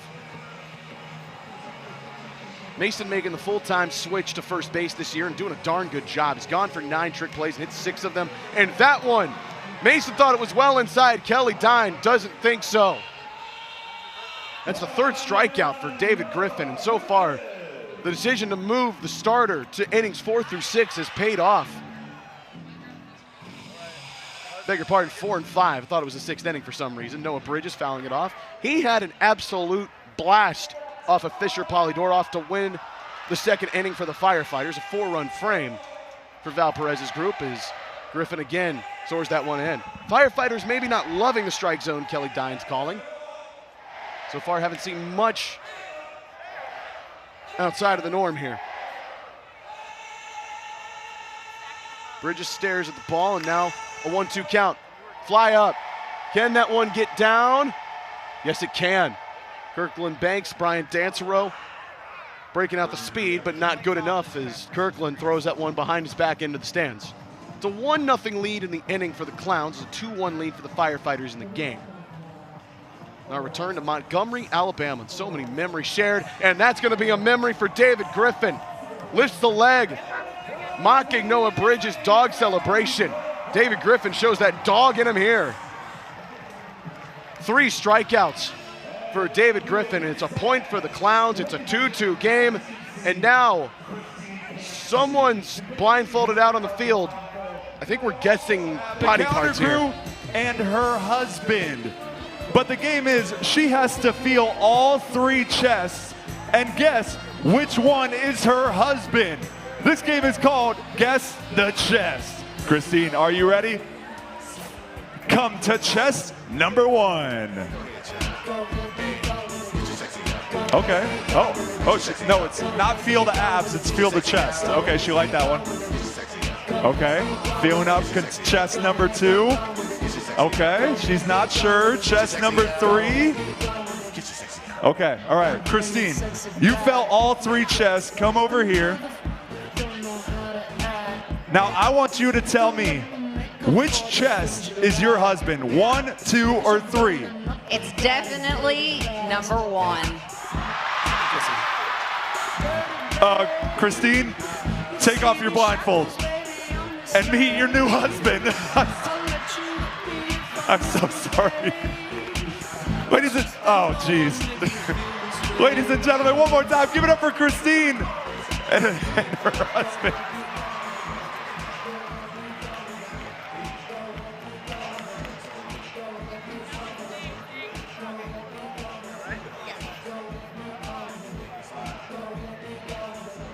Well, people were guessing chest out there. I'm not sure how that game was played.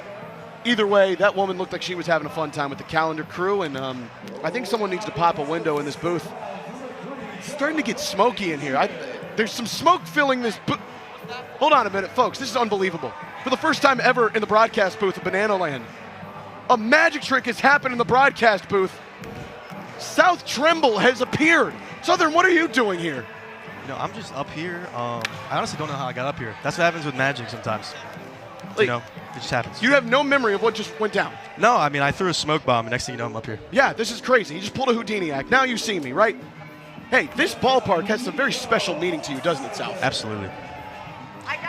Yeah, so basically, back in 2024, I was fresh out of my final year at college baseball at George Mason University. I'm here in this ballpark watching my brother play his conference tournament, not knowing what to do for the rest of my career, either go independent baseball, coaching jobs, not sure. Next thing you know, I'm sitting down watching my brother play. I get a phone call from Banana Land, and they needed a spot to fill out of the blue. I hung up, called my mom, confirmed it.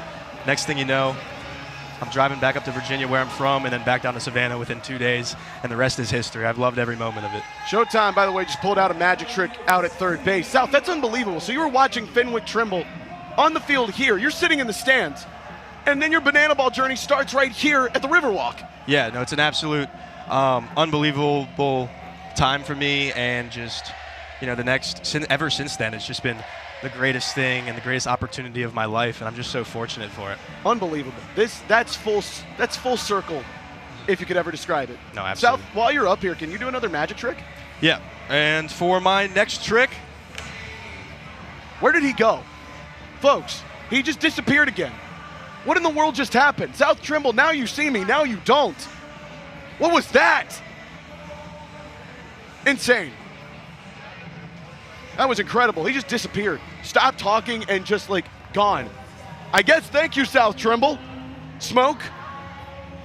Tell you what, that gimmick's starting to get confusing now. I don't know where he goes. He just pops out everywhere. Bradford Webb just got Eli Payton to strike out. Throws on a finger mustache because he's feeling like it. By the way, that play, while South was describing that story, Logan Lacey made a spectacular play. It will not go down as a trick play, but he backhands one, slides onto his hip, turns around, and guns down Nico Holsizer at first. That's showtime. That's Logan Lacey. That's electricity right there. Right now, Bradford Webb needs to find some electricity here. Runner on second. 2 out. Can get out of a jam. Right now, sitting at a 2-0 count.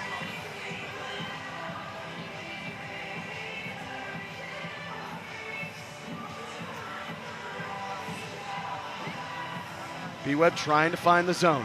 Brian Dansereau can swing a dangerous bat, puts a charge into this one, but Darian McDowell seems to think he's got it. Calls everybody off. It took a little bit of a weird ride into right field, but no harm, no foul. It's a point denied against the Clowns, and the Firefighters get out of the inning with no damage done, going to the bottom of the 6th inning. It's a 2-2 game. Folks, we told you at the beginning of this, back in a city that truly was one of the first that embraced banana ball, embraced banana land here at the Riverwalk in Montgomery, Alabama. One of the 5th and 6th games of the 2022 World Tour were played here. And since then, so much has changed about this great show and about this great sport. As t-shirts are being thrown everywhere. Emerson Elmgren make a play! Instead, we can't. Look at how far we've come. Look at the trick play count. There were 3 in 2022. Now, almost 1,750. Incredible. The MPI's gone down. We had 2 teams, Bananas and Party Animals. We got 6 now, including one in history making its return in the sport. But the fans, that's what this is all about. We talk about it all the time. Fans first is not just a slogan. Look at these games. Just 81,000 for one attended game is incredible.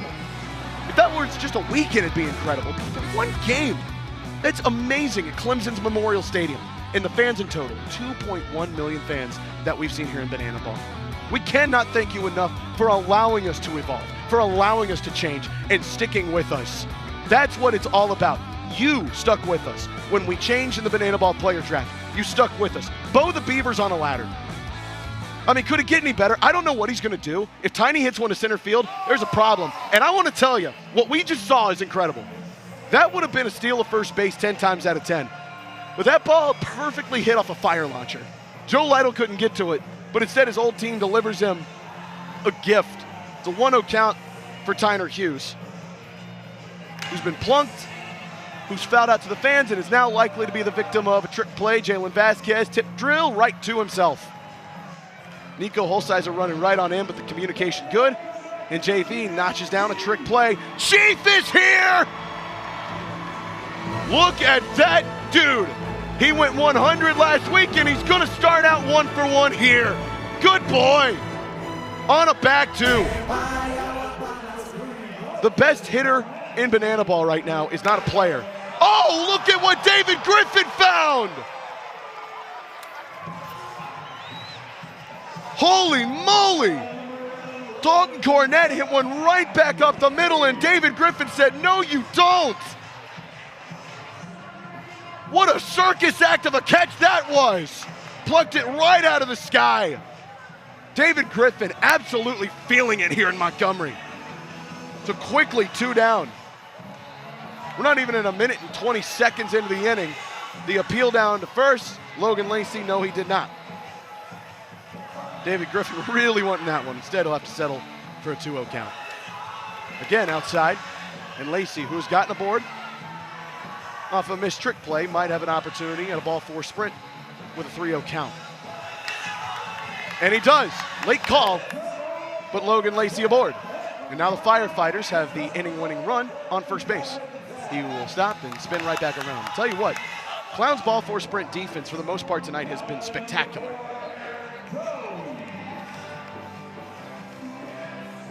So Mr. Jones, what you got for me? We tell each other fairy tales all the time, me and Mr. Jones. We stare at the beautiful pitches being thrown to him. Oh, they're looking at you. No, they're looking at me. I said pitches, by the way, in case anybody wants to try to turn me in. EJ wanted to send that one to the tracks. Hit one of those in 2023. Dakota McFadden can tell you stories about that one like he did to me. EJ got all of that. Instead, that's a foul tip, and it's 0-2. Lacey taking off. And he slides into second safely. Now the runner in scoring position. All EJ's got to do is just get one through the gap, and the Firefighters could earn that 3rd point of the night. 7-5 trick play advantage for the Fighters. The 1-2 count in favor of Mr. Griffin. EJ whiffs. David Griffin silences. And the man leaves a runner on second. His 4th K of the game, and the Firefighters cannot get that other point on the board after 6. A 2-2 game. David Griffin feeling himself. As we salute the great heroes around our community, firefighters, police officers, EMS workers, our school teachers. So many great heroes to salute here in our great community. We also salute the trick playsters so far here in Banana Land. Hello, Mo, EJ. Look at these trick plays so far. This is incredible. JBJ, it didn't even look like he tried on that one. That was just easy does it. But then look at this. Armando, tip drill, and he caught it with a bare hand too. I didn't even see it. Now look at this. Equalizer point in case you're new here. If the away team has more trick plays than the home team, they'll get an extra point after 8 innings or after the final full inning that we play before the last inning. So let's say the 2-hour clock runs out before we get to the 9th inning. We'll count the trick plays up at the 7th inning, and we'll go from there. So if the away team has more trick plays after the final full inning of play before the final inning, they'll get an extra point. Home team does it, they don't get a point. The equalizer point, very much one for the home team to deny, one for the visiting team to chase. And right now it's 5-7. Firefighters have the advantage. Clowns really could use it in a tie game. It becomes so critical. But you look at this too. 8 hits to 3. Clowns offense has found some spark here. The Firefighters did it last week. Can the Clowns find it here? Now the one thing about the Firefighters last week that they did was they were able to take advantage of bad situations from the Coconuts. Didn't necessarily light it up last Saturday night, just 3 hits, but they scored. And they scored when they had to in a 4-2 win over the Loco Beach Coconuts, who are about ready to start in San Diego. San Diegans. That's a little Ron Burgundy for you right there. Against the Savannah Bananas at a sold-out Petco Park. And if you haven't been there, oh, buddy, go to Petco Park. Go to San Diego. It's a beautiful place. Bradford Webb's a beautiful person. but he's down 1-0 in the count to Kirkland Banks.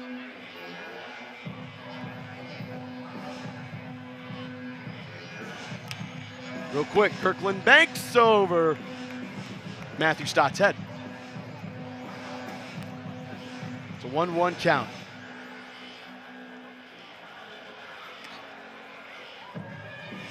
Again outside.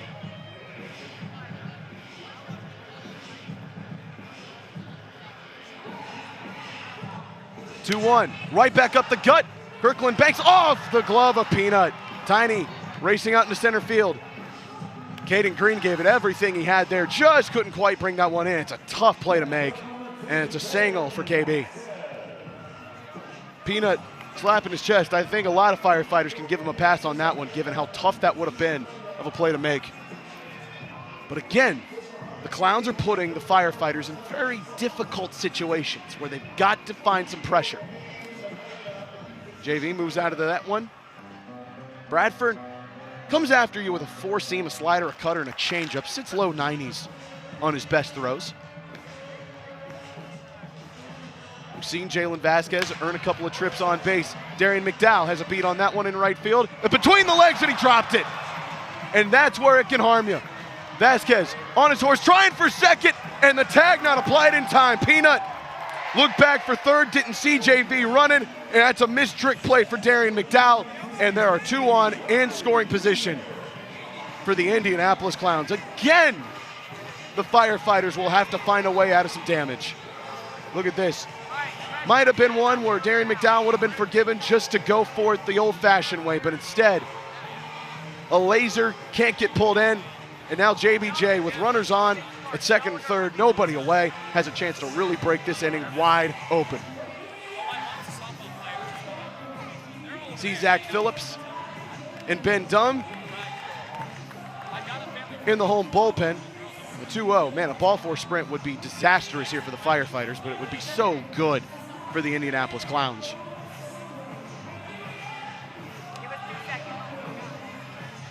Man, Bradford really wanting that one. Kelly Dine not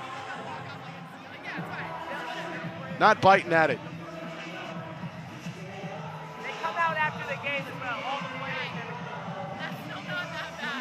KB like halfway to home and a strike on the outside. Bradford shrugged his shoulders. I don't think he thought that one was a strike. He'll have to take it nonetheless. 3-1. JBJ fouls it back. Talking to him this afternoon during batting practice, Jackie Bradley Jr. just talking about how much different the schedule is here in Banana Land compared to the major leagues. He pops this one high. This might go into the stands. It will go into the stands. It won't, and Dalton Cornett couldn't find it. Took a weird hop at the last second, and DC3 couldn't get to it. That could have been a gift of an out for Bradford Webb. Instead, it falls on a weird trajectory. B. Webb and Kelly Dine having a few words at third base. Bradford really trying to hunt for that strike zone. Kelly gives a shake of the head. She goes back behind the backstop.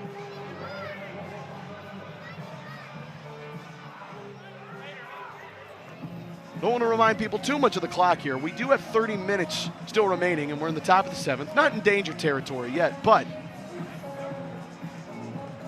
might could be a little bit faster. That goes off the glove of Peanut from JBJ. Throw over to first, not even going to make it, and that will score a run for the Clowns and move the runner from station to station.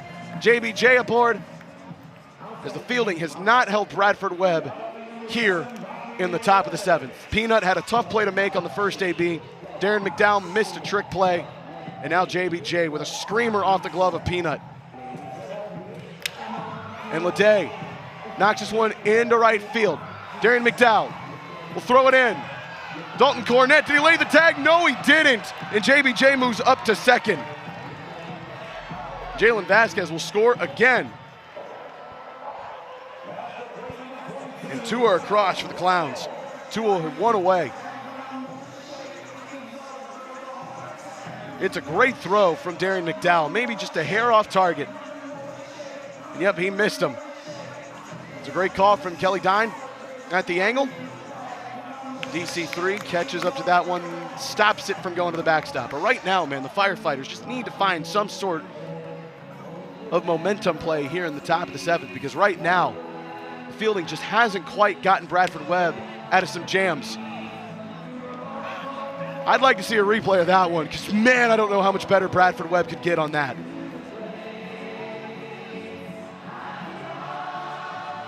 Webb, a long stare, and it's a 3-0 count to Joe Lytle. JBJ circling back, a ball 4 sprint would score him.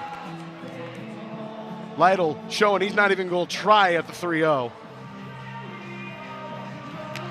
He won't strike.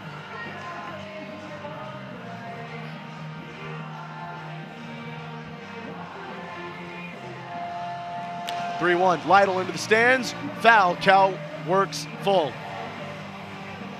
Joe, by the way, congratulations to he and his bride, Natalie. Got married in the offseason. Then, like, one day later, Joe was back at work.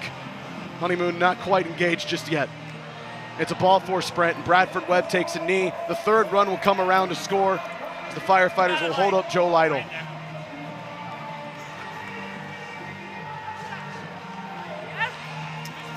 The Clowns in major catbird seat here. And now let's do something special here, why don't we? It's only gonna be about a matter of time before you get loose and start to lose your mind. Cop you a drink, go ahead and rock your eyes, 'cause we're celebrating no more drama in our lives. With the great track pumping, everybody's jumping. Go ahead and twist your back and get your body bumping. I told you leave your situations at the door, so grab somebody and get your ass on the dance floor. Let's get it poppin'.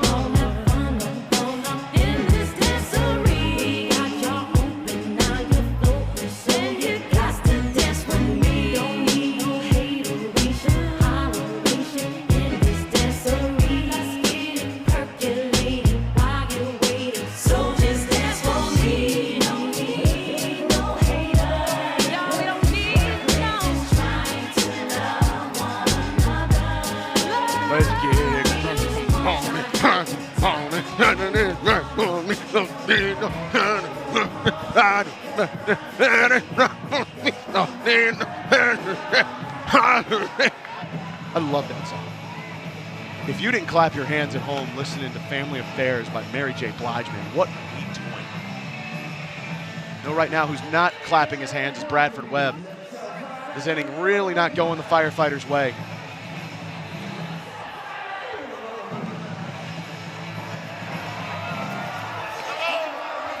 That one will get called as Chris Burgess, who is hitting .500 on the year.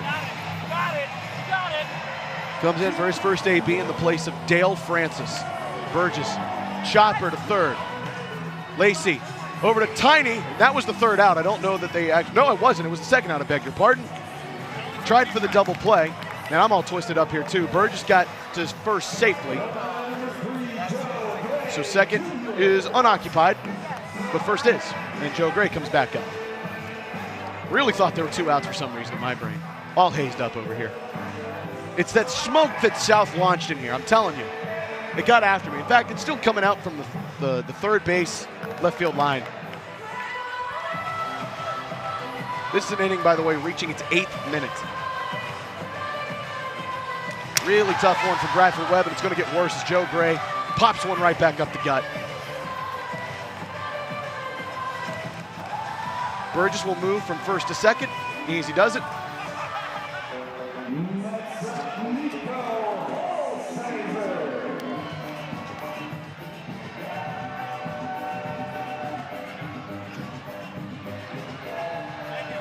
Nico Holsizer really has a chance to change things up.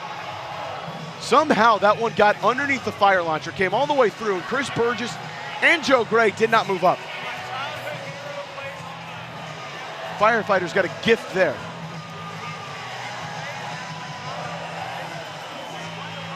(1-0). Holsizer, rockets up the middle. Armando trying for home, won't get there. Bradford will stop it, and that's the 4th run of the frame. And the Clowns are teeing off.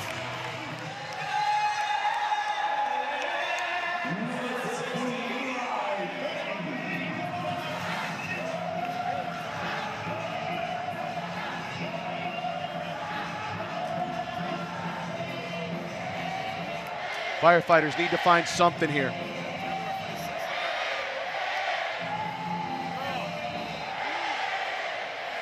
First and second. A frame that has just crossed its 9th minute.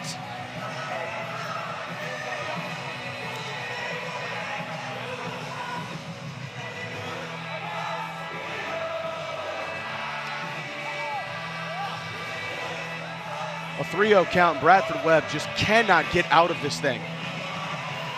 Strike zone has felt squeezed for number 42, and he's on his 29th pitch here. And that is a strike. Beg your pardon, that was his 32nd pitch. It has just not gone his way. Lobbed up, Eli Payton into the stands. Can they catch him? No, they can't. We're about potentially to go through our 6th game where the Firefighters have not induced a fan-caught foul ball. They've had one against them tonight. That was off the bat of Tyner Hughes, but nothing else there. And that one goes by. It plunked Eli Payton. That actually might be a good thing for Bradford Webb because the runners will have to stop at second and third.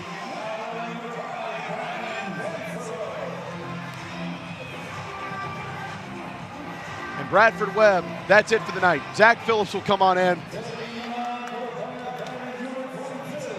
So B. Webb at 10 minutes, 26 seconds will exit the game. 4 runs given up in the frame, and now Zach Phillips, lightning quick pitcher. Probably doesn't need too much to really get himself warm. We'll head on in.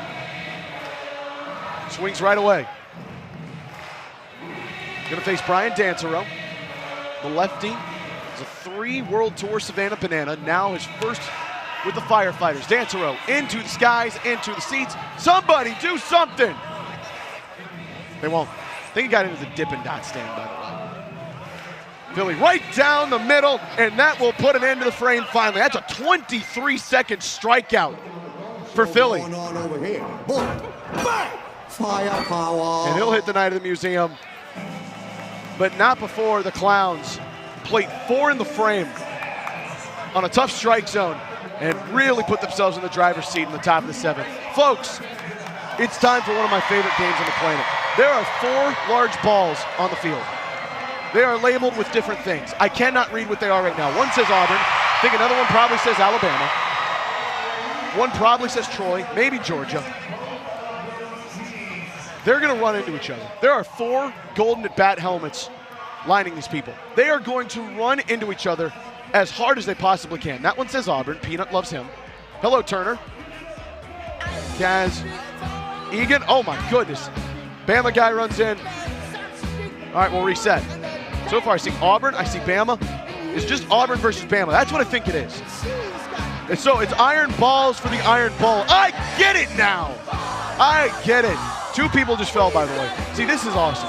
Hopefully nobody gets concussions. Oh, 2 Bama. So it's an all-Auburn showdown.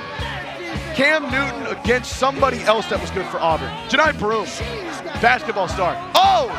Someone lost their ball, and the guy who knocked the ball out fell. Gotta keep your feet, young man. Iron balls, Iron Bowl. How about you? Auburn wins it, by the way. When we had Peanut out in the pre-show plaza for Fire Drill Live, there was a lot, and I mean a lot, of War Eagle chants. Right now, the Firefighters need them to really fire up here and get some 911 chants going on here in Montgomery, Alabama. Because right now, down 4-0 on the precipice of giving up a 3rd point. Now they go up against Daniel Foster. Go for his 5th inning of work here. Pretty consistent so far throughout the season. 329, quite good for a first-time banana baller.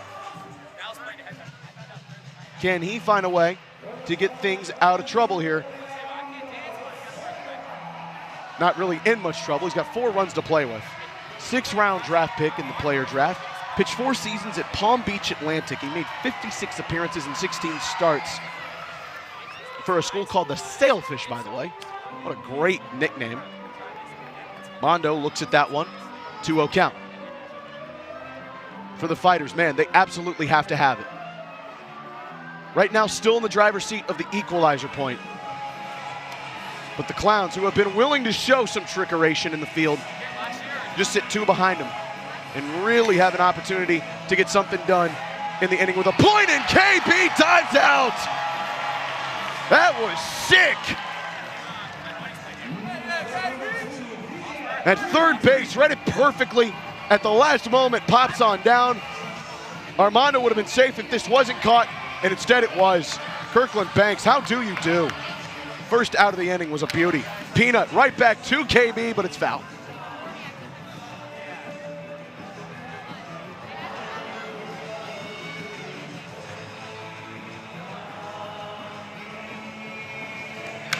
Peanut deep into center field. JBJ not going to be able to catch up to that one. That's to the track. Nutt at second, he'll stop right there. That's a double on 1 out for Peanut, and that puts a runner in scoring position. The Firefighters need that and a lot of it. Hello, Chief! Can we go 2 for 2? Oh, doesn't like that taste of pine tar, but you know what? We fight through it. Fight through adversity. Lays it down in front of JT, his trainer, gets a ball. Good boy.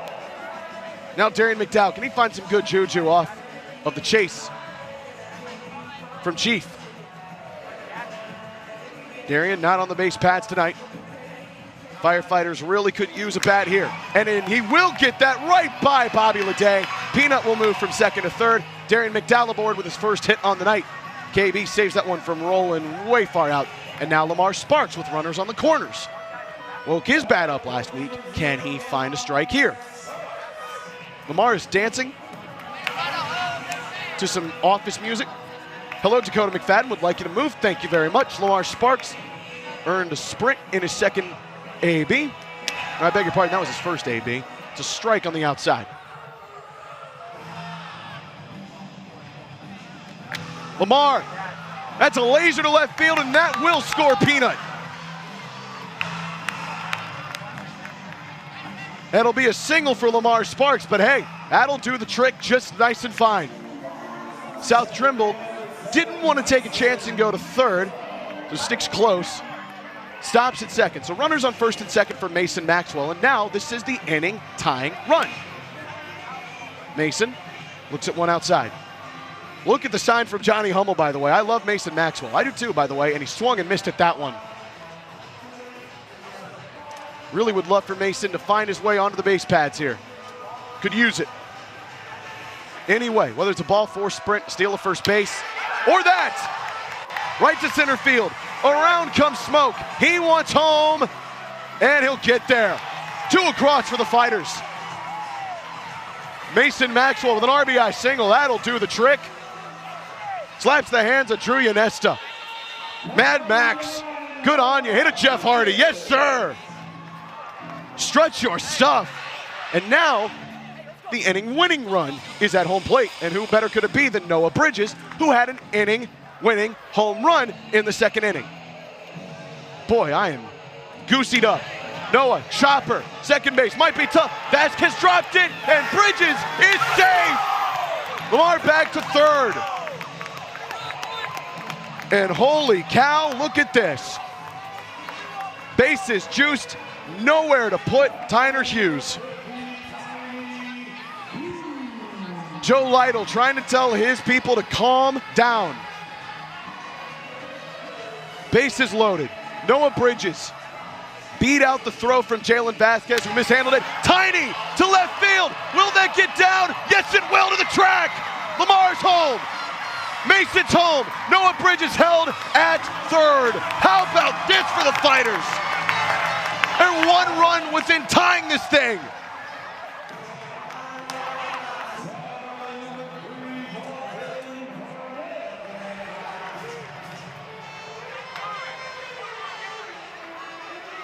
It's a 4-4 game here in the inning. Dalton Cornett get in this thing. I thought it was 4-3, instead it's 4-4. Holy moly.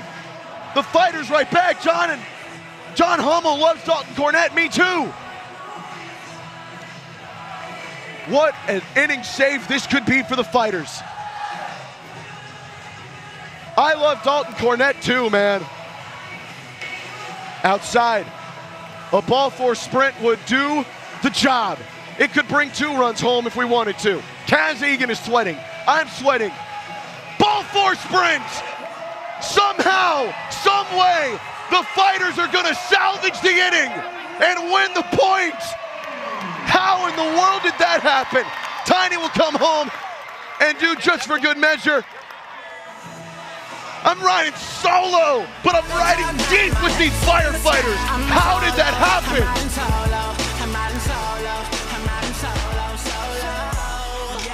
Wow. Tiny just dunked on Jared Donaldson. And after a 10-minute inning from Bradford Webb that ended with a Philly strikeout in 23 seconds, somehow, someway, the Firefighters have won the point. 5-4 in the 7th, 3-2 game. And now the Firefighters, all they've really got to do is put some pressure onto the Clowns. A trick play or 2 would do it. Nick Wilson is warming up in the bullpen for the Indianapolis Clowns. I believe the Firefighters are communicating they want this to be the world's fastest. Deon Reynoso is going to stride on in. Deon, by the way,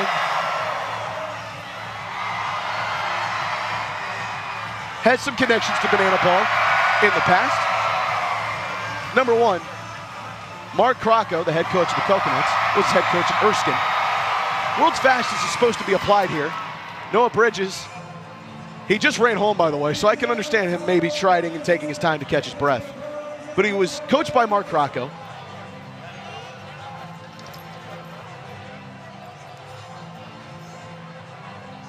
He was teammates with Johnny Hummel, Drew Yanesta, and Armando Becerra, Zach Phillips, who can really get this thing going. Fires one quickly in. It's an 0-2 count. And a foul ball back behind the press box. World's fastest inning music is applied here. And Zach Phillips strikes him out in less than 20 seconds. Good Lord, man. That was quick. Dion's teammate, he probably was a teammate at some point. His twin brother, Levon, by the way, was a former Banana Baller. High into the sky. Logan Lacey underneath. That one took a weird ride in the air, but somehow able to get it. Philly wants to go quick. He can get this in under a minute. JBJ up to the plate. That was low. Philly could really love a minute-long one here. Instead, that's going to end with a single right back up the gut. And how about the night that Jackie Bradley Jr. has had? JBJ, that's his fourth hit on that. No, third hit, I beg your pardon. Getting a little dyslexic up here. Still can't believe the Firefighters won that last frame, by the way. Unbelievable. Bobby Leday to the backstop. JBJ halfway to second. Have to go quickly. Philly really wants to go. Leday, again foul. Man, that almost hit Sophie Morgan, but she stays with it. How about the toughness from our camera ops? 0-2. Leday inside. Did that hit him? Yes, it did. It's now runners at first and second. So how about this? Joe Lytle strides on in. Bobby Leday really sold that one for a minute there, by the way. Kelly Dine says, yep, it hit you. Lytle, oh, right to Emerson Elmgren, but she wasn't looking. Lytle popped up, could be trouble. Logan Lacey couldn't get to it, that landed fair. One run comes in. And Joe Lytle, that is a clutch piece of hitting. 1-0 lead, and the Firefighters, every time you think they've come away with some momentum, they just cannot get it going. That one lands right on the line. It's the perfect place to not be able to field it. Chris Burgess, dude's absolutely smoked banana balls left and right this season. Up for his 14th plate appearance. Can he make this a little bit more troubling for the Fighters? Not right now. Fouled back. Runners at second and third. There are 2 away. Zach Phillips. Another swing and miss. Burgess staying alive. 1 run in for the Clowns. Firefighters, after just using every bit of firepower they had, could they do it again? They're going to have to keep the lead. Philly into the dirt, trying to get Burgess to swing. He won't do it. It's a 3-2 count. Palms are sweating. Philly, chopper, foul.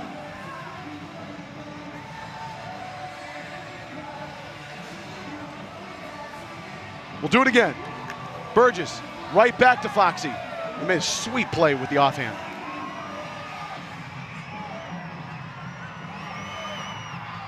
Can Philly get it here? No, he cannot. Another ball four sprint, and 2 more runs are going to be plated. The Clowns have done it again. Pressure on the Firefighters.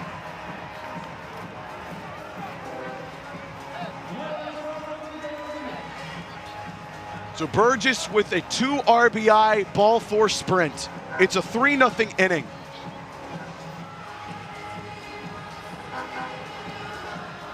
Fighters just need something to go their way here yet again. Joe Gray up to the roof. That one by Burgess. Easily going. Joe Gray not thinking about stealing first. Could have been 2 on with Nico Holsizer and that powerful swing coming up with 2 on. Instead, Joe Gray looks at one inside. Ball four sprint would put the 4th run across here. Into the seats. Firefighter fans, do you got it in you? Nope. Off the netting.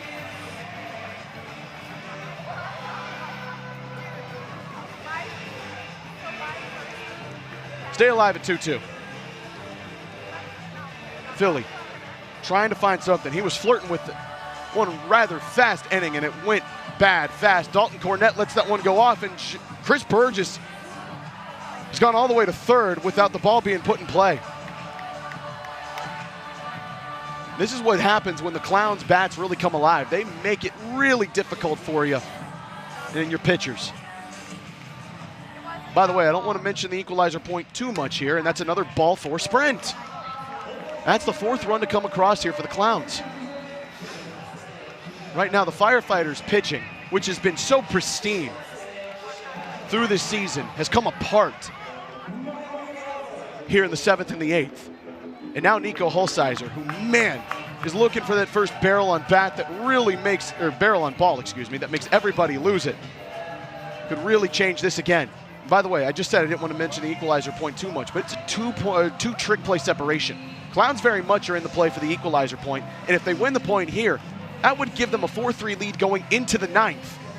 Fighters really need to find that swing again. Nico into the stars. Somebody catch it! Nope.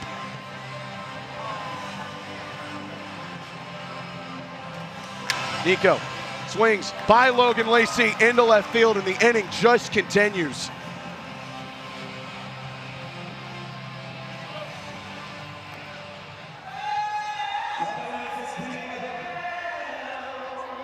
The single moves up Joe Gray to second base. Eli Payton swings, healthy hack and a miss.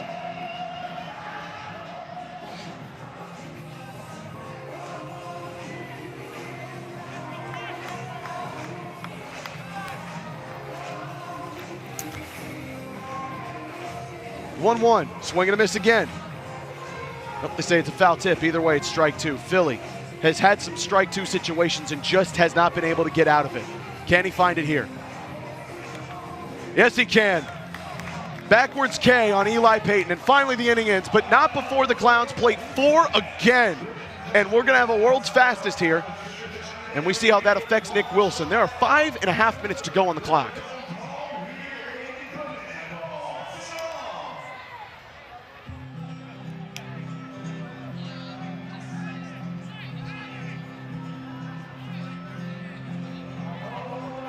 So we're singing home here. Nick Wilson is ready to go. Logan Lacey is in the box. Joe Lytle asking why is no one in the box. Now they are. We're singing home while the Firefighters play. There are 5 minutes to go. Video board does not have the score in the game here. So you have to wonder too how a world's fastest would affect a rookie like Nick Wilson here. Lacey over us in the press box. It's 2-1 count. And look at that clock. It's very critical here. Lacey high into the skies. Trick play would draw the Clowns within one. They won't get it here. So now,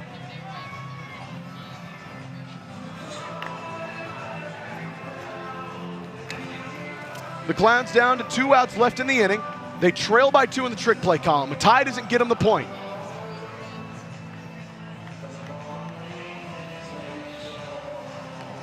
EJ, out there, way out there.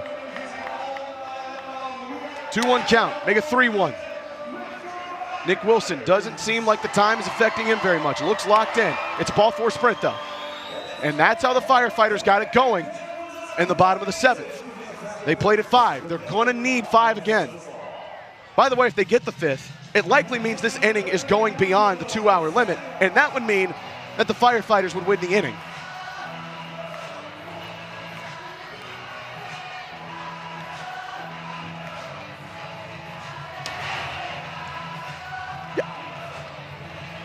Yep, we're having fun here, folks. 1-0 count.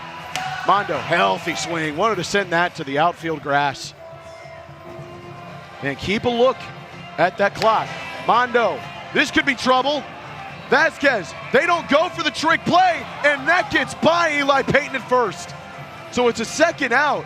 But man, the Clowns really not trying for this equalizer point. That could be huge. Still very much in play for a double trick play here. But man, they could be going up 4-3 into the 9th inning. Instead, they're just gonna secede it as Peanut goes into the stands and it's foul. Still a 2-trick play advantage for the Firefighters. At this point, the 4th ever triple trick play would have to happen in order for the Clowns to get this, and I don't see how that's gonna happen here at all. 2.5 minutes on the clock. We are dangerously close. 3-0 count. Peanut, you got one in you. No. If Peanut gets aboard, the Clowns are really gonna have to get going. 3-1, Nut, center field. Jackie Bradley Jr.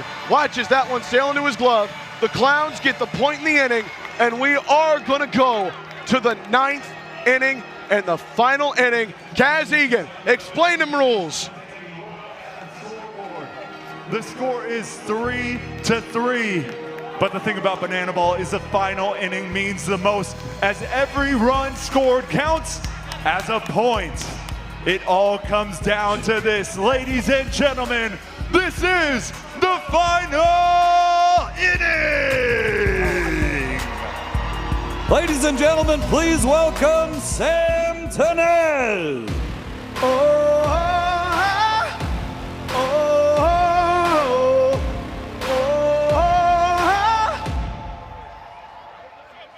I've got that lightning inside me, son of a gun. I'm like a titan that's rising, oh, just you watch. I'm stepping into fame, there is no time to waste. I've got that lightning inside me, this is how legends are made. Oh, oh, oh, oh. This is how legends are made. Oh, oh, oh, oh, this is how legends are made. Ladies and gentlemen, now pitching for the Firefighters. To get the Firefighters to the bottom of the 9th with a chance. It's the man you see on the bump right now, Ben Dumm III, the reigning and now defending pitcher of the year in this beautiful sport. So far, 3 outings, 5 innings pitched. Obviously, it started off in a tough way at FSU. Gave up 3 runs in the top of the 9th with the Coconuts. Ultimately, the Firefighters lost the lead and lost the game. Last week in Arkansas, gave up 3 runs in the top of the 9th against the Coconuts, but the Firefighters eked out a 1-point win because they had a 5-run advantage in the inning. Can Ben Dumm do it again? As that looks like the coolest visual on the face of the earth. Ben Dumm pointing to Sam Tanez. with fire launching out of his shoulders. Man, the Firefighters desperately need to find some sort of clean inning here. And for the Clowns, you would think the message is quite simple. Just keep putting pressure on this team. They showed last inning they might crack. Been done, by the way, 5 game appearances. At 5 innings of work as the flames go off. And we're off and running. 1-0 count. Brian Dancer up. High into the skies. Is that trouble? Mondo, Noah racing for it. Mondo brings it in. Mondo tossed it out of his glove like he was trying to give it to Noah. Either way, he brought it in. He didn't drop it. Right now the Firefighters don't want to play with that kind of fire. Kirkland Banks up to the plate. He saved a couple of frames here for the Indianapolis Clowns with his play at third. But can he get something going at the plate? And you have to wonder, do the Clowns use that golden at bat? Jalen Vasquez is up next. Is there a golden AB here? You have to imagine both these teams have them. You have to imagine one is seen tonight, and Ben Dumb just struck Kirkland Banks out with some firepower. Break out the sprinkler system. No golden AB. We are going to see Jalen Vasquez give this one a shot. JV has been on the bases a bunch of times tonight, but can he come up with a crucial hit? Ben Dumb, strike one. Ben Dumb, ball one.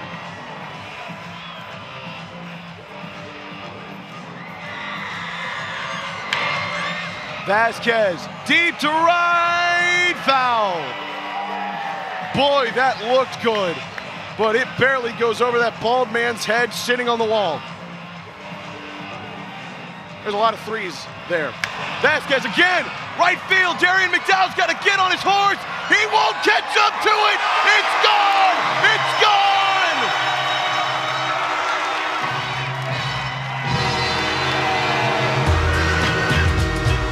The Clowns lead 4-3.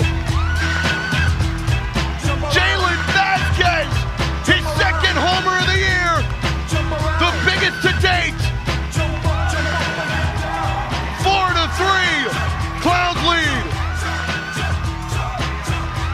Here's Maddie Warren. Jalen, the Clowns just went up 4-3. You guys are fighting so hard. The offense is hitting off the charts right now. What is going right for you guys? I mean, right now we just got to stay consistent. Look at the right locations and swing the right pitches. My last at bat, I swung too early. I saw some more pitches. And I got the best pitch right there. Got it home. Let's get it. Hey, all the adjustments, all the energy right now. Maddie, thank you very much. Armando brings it in from JBJ. But now the Firefighters have one more inning to claw out of a hole. Here's Kaz Egan. 1 run to tie it, 2 runs to get a walk-off victory. Montgomery, I need everybody on your feet because this is it! Yes, this is it, Kaz Egan. Nick Wilson will step on in. One more time, his second straight inning. That goes so fast. Nick has had opportunities to save a game before. Gave a walk-off up to Jake Skoll in Memphis, a homer to dead center field as we sing Adele here in Montgomery, Alabama. Nick is such a competitor. He's an absolute fiery guy, but he's got a tremendous sense of humor. He's a 3rd-round draft pick for the Indianapolis Clowns. Former Team USA member. This is the guy who worked himself into the Friday night starter for Angelo State in 2025. Went 7-0 in his appearances. This is a man whose grandfather was a Negro Leagues baseball player. This is a man who's got every chance now to redeem maybe the biggest wrong in his early banana ball career with a walk-off given up to Jake Skoll. But the Firefighters, they have shown the ability tonight. Nick Wilson almost found some trouble there. Smiles. The Firefighters have found a way to dig out of trouble before. 5-run frame is the biggest reason that they're here now. McDowell into the seats. Lance foul. 5-run frame in the 7th. They have to have something here. And again, you wonder if Val Perez will use that golden at bat. McDowell, that's a chopper to Bobby Leday. Between the legs, he went for a trick play just for the love of the game and got it. Premium down. Firefighters down to their last 2 outs.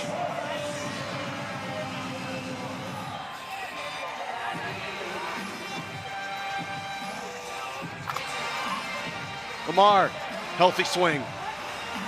Lamar sparks when he finds the power. Hit 18 home runs in the Pioneer League before getting a second chance in a minor league system with the Brewers.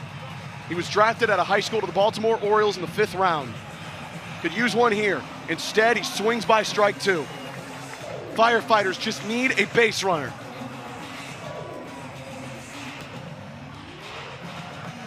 That one into the dirt. 2-2. Lamar stays alive with a foul ball.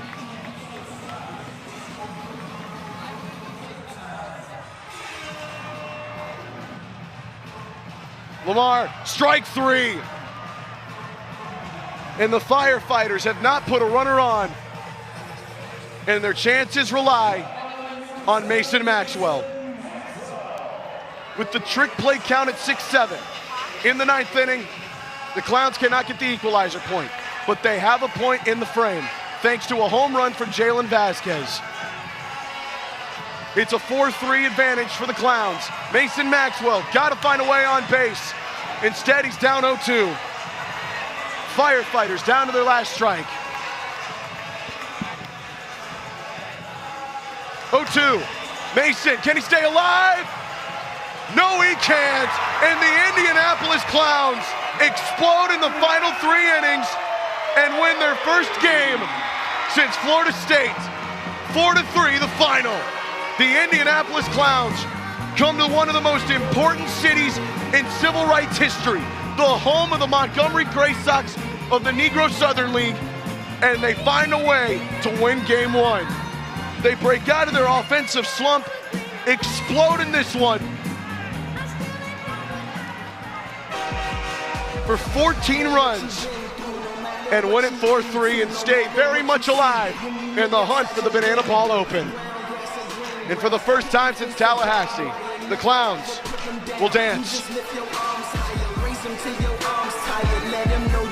That you struggle and surviving, that you gon' persevere. Yeah, ain't nobody leaving, nobody going home. Even if they turn the lights out, the show is going on. Alright, the show goes on all night till the morning. We dream so strong. Anybody ever wonder when they will see the sun? Just remember when you come up, the show goes on. Alright, the show goes on all night till the morning. We dream so long. Anybody ever wonder when they will see the sun? Just remember when you come up, the show goes on. What a win for the Indianapolis Clowns. 4-3 your final in comeback fashion. They absolutely unloaded in the 7th, 8th, and 9th innings. They scored 9 in those three innings combined. 14 runs for the game, 17 hits. And in the end, the Firefighters could get out of 1 jam. They couldn't get out of 2 more. For the Firefighters, it's a deflator. For the Indianapolis Clowns, it's one that truly invigorates you. Maddie Warren has a couple of players she's about to talk to. This game changed quick, fast, and in a hurry because of our showman of the night, David Griffin. And then it exploded off the bat of Jalen Vasquez. And so Maddie Warren is standing by with both the showman of the night and the hero of the night. Hey, we got our showman of the night, hero of the night, just like you said, Zach. Showman of the night, David Griffin. You have been lights out on the mound. What is going through your mind in those moments where you get a line drive right back at you? You've got your defense making plays for you in the field. What is kind of clicking for you when you're on the mound? How does that fire you up?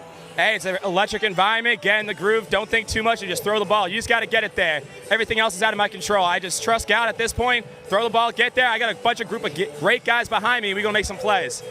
What have you guys been talking about coming into this game of what needed to happen this weekend? Set the tone, attack. The middle innings has been where it's been our kryptonite. We got out there, set the tone, squash that, and we're a good team. We're a bunch of dogs. It's one of those. You just got to keep chipping away. That's it. Chop some wood, and we're good. Hey, so we got defense on lock on the pitcher's mound, but we also got our hero of the night, Jalen Vasquez. That home run, you talked about it before, your adjustment from your at-bat prior to that one. What was going through your mind in that last at-bat before that home run? I saw a few good pitches. I did hit one foul, and I was immediately thought this is over, but I'm about to strike out. But I kept the faith up. I want to give all the glory to God because that moment is very special. So I just want to thank him for that. What do you have to say to the people who are watching the Clowns? Does this fire them up? Does this fire you up? What do you have to say to them? Yeah, absolutely. We know that we were down coming in into this series, but we had a chip on our shoulder, and we were ready for this weekend. But we got another one tomorrow. This one's in the book, so we got to get on to the next one. Hey, one more quick question for you, David. We got Bryson, Colton, and Kaysen. Somehow I got 3 12-year-old boys to all agree on the question for the showman of the night. Dream banana ball destination. Ooh. Hey, Gillette Stadium. Shout out Boston, baby, my hometown. Hey, you gotta love Boston. Zach, it has been insane down here. Finish us off upstairs. Matty Warren, sir. unbelievable performance for both David Griffin and Jalen Vasquez when they needed them the most. Griffin was unbelievable. Usually a starter. Clowns put him in to win those middle innings, and boy did he. He changed the game completely. The Firefighters had gone up 2-1 after 3. He comes in and absolutely shuts the door on the Firefighters, including, that is a magical play. Popping that one right out, didn't even look like it phased him. David Griffin, the former New York Mets minor leaguer, works himself into a showman of the night here tonight as the Clowns win their second game. 3 innings pitched, 4 strikeouts. The man absolutely delivered when they needed it the most. But you look at the offensive stats tonight. So much for both teams. 10 runs for the Firefighters usually would help you get the job done. But the Indianapolis Clowns found their footing and then some tonight. 17 hits, 14 runs, and they take it 4-3 in the point column, and that's what really matters. As we welcome you back up here inside the Fire Dispatch Center at Davos Park, No, it was Davos Park. I apologize. Here on the banks of the Riverwalk, I'm Zach Staten. What an unbelievable win this was for the Indianapolis Clowns. Found themselves in so many holes, so many big-time situations. 4-0 in the 7th, they lose that inning 5-4. Instead, they come right back in the 8th. They stay aggressive, and they find a way to get to Zach Phillips, put 4 more on the board, and then a 5th on the board in the 9th inning off the bat of Jalen Vasquez. His 2nd homer of the year. Obviously, it's early, but that might be the biggest one he has in 2026. So for the Clowns, they stay alive in the hunt for the Banana Ball Open. For the Firefighters, it's a tough one to take. That's the 2nd heartbreaker they have suffered this year, where they clearly had an opportunity to win and just couldn't find a way to get the crucial at-bats or the crucial pitches to go over. But hey, that's Banana Ball. Now tomorrow, we do it all over again. We're back here at 1 o'clock Central Time. If you're watching back home in Savannah, that's 2 o'clock Eastern Time. Meanwhile, we got games going on in San Diego. We had 2 games going on in Sacramento earlier today and last night. Banana Ball is all over the place, all over the country, and all over the world as far as I'm concerned. Firefighters and Coconuts will do it tomorrow one more time. Again, 1 o'clock local time, 2 o'clock back home in Savannah. This time the Clowns will be the home team. The Firefighters, the away team. We see how much fire there is lit under the Firefighters, but certainly the Clowns ruled the circus tonight, and they find a way to win it 4-3. Our producer, Emerson Elmgren. Our director back at the station in Savannah, the wonderful Chris Haynes. Our scorekeeper, Blake O'Hare, the man calling the shots down on the sidelines, the great Garrett DeClue. For Matty Warren down on the sidelines,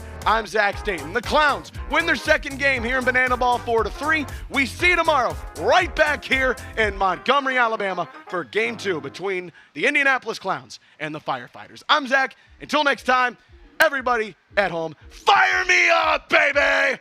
We'll see you tomorrow.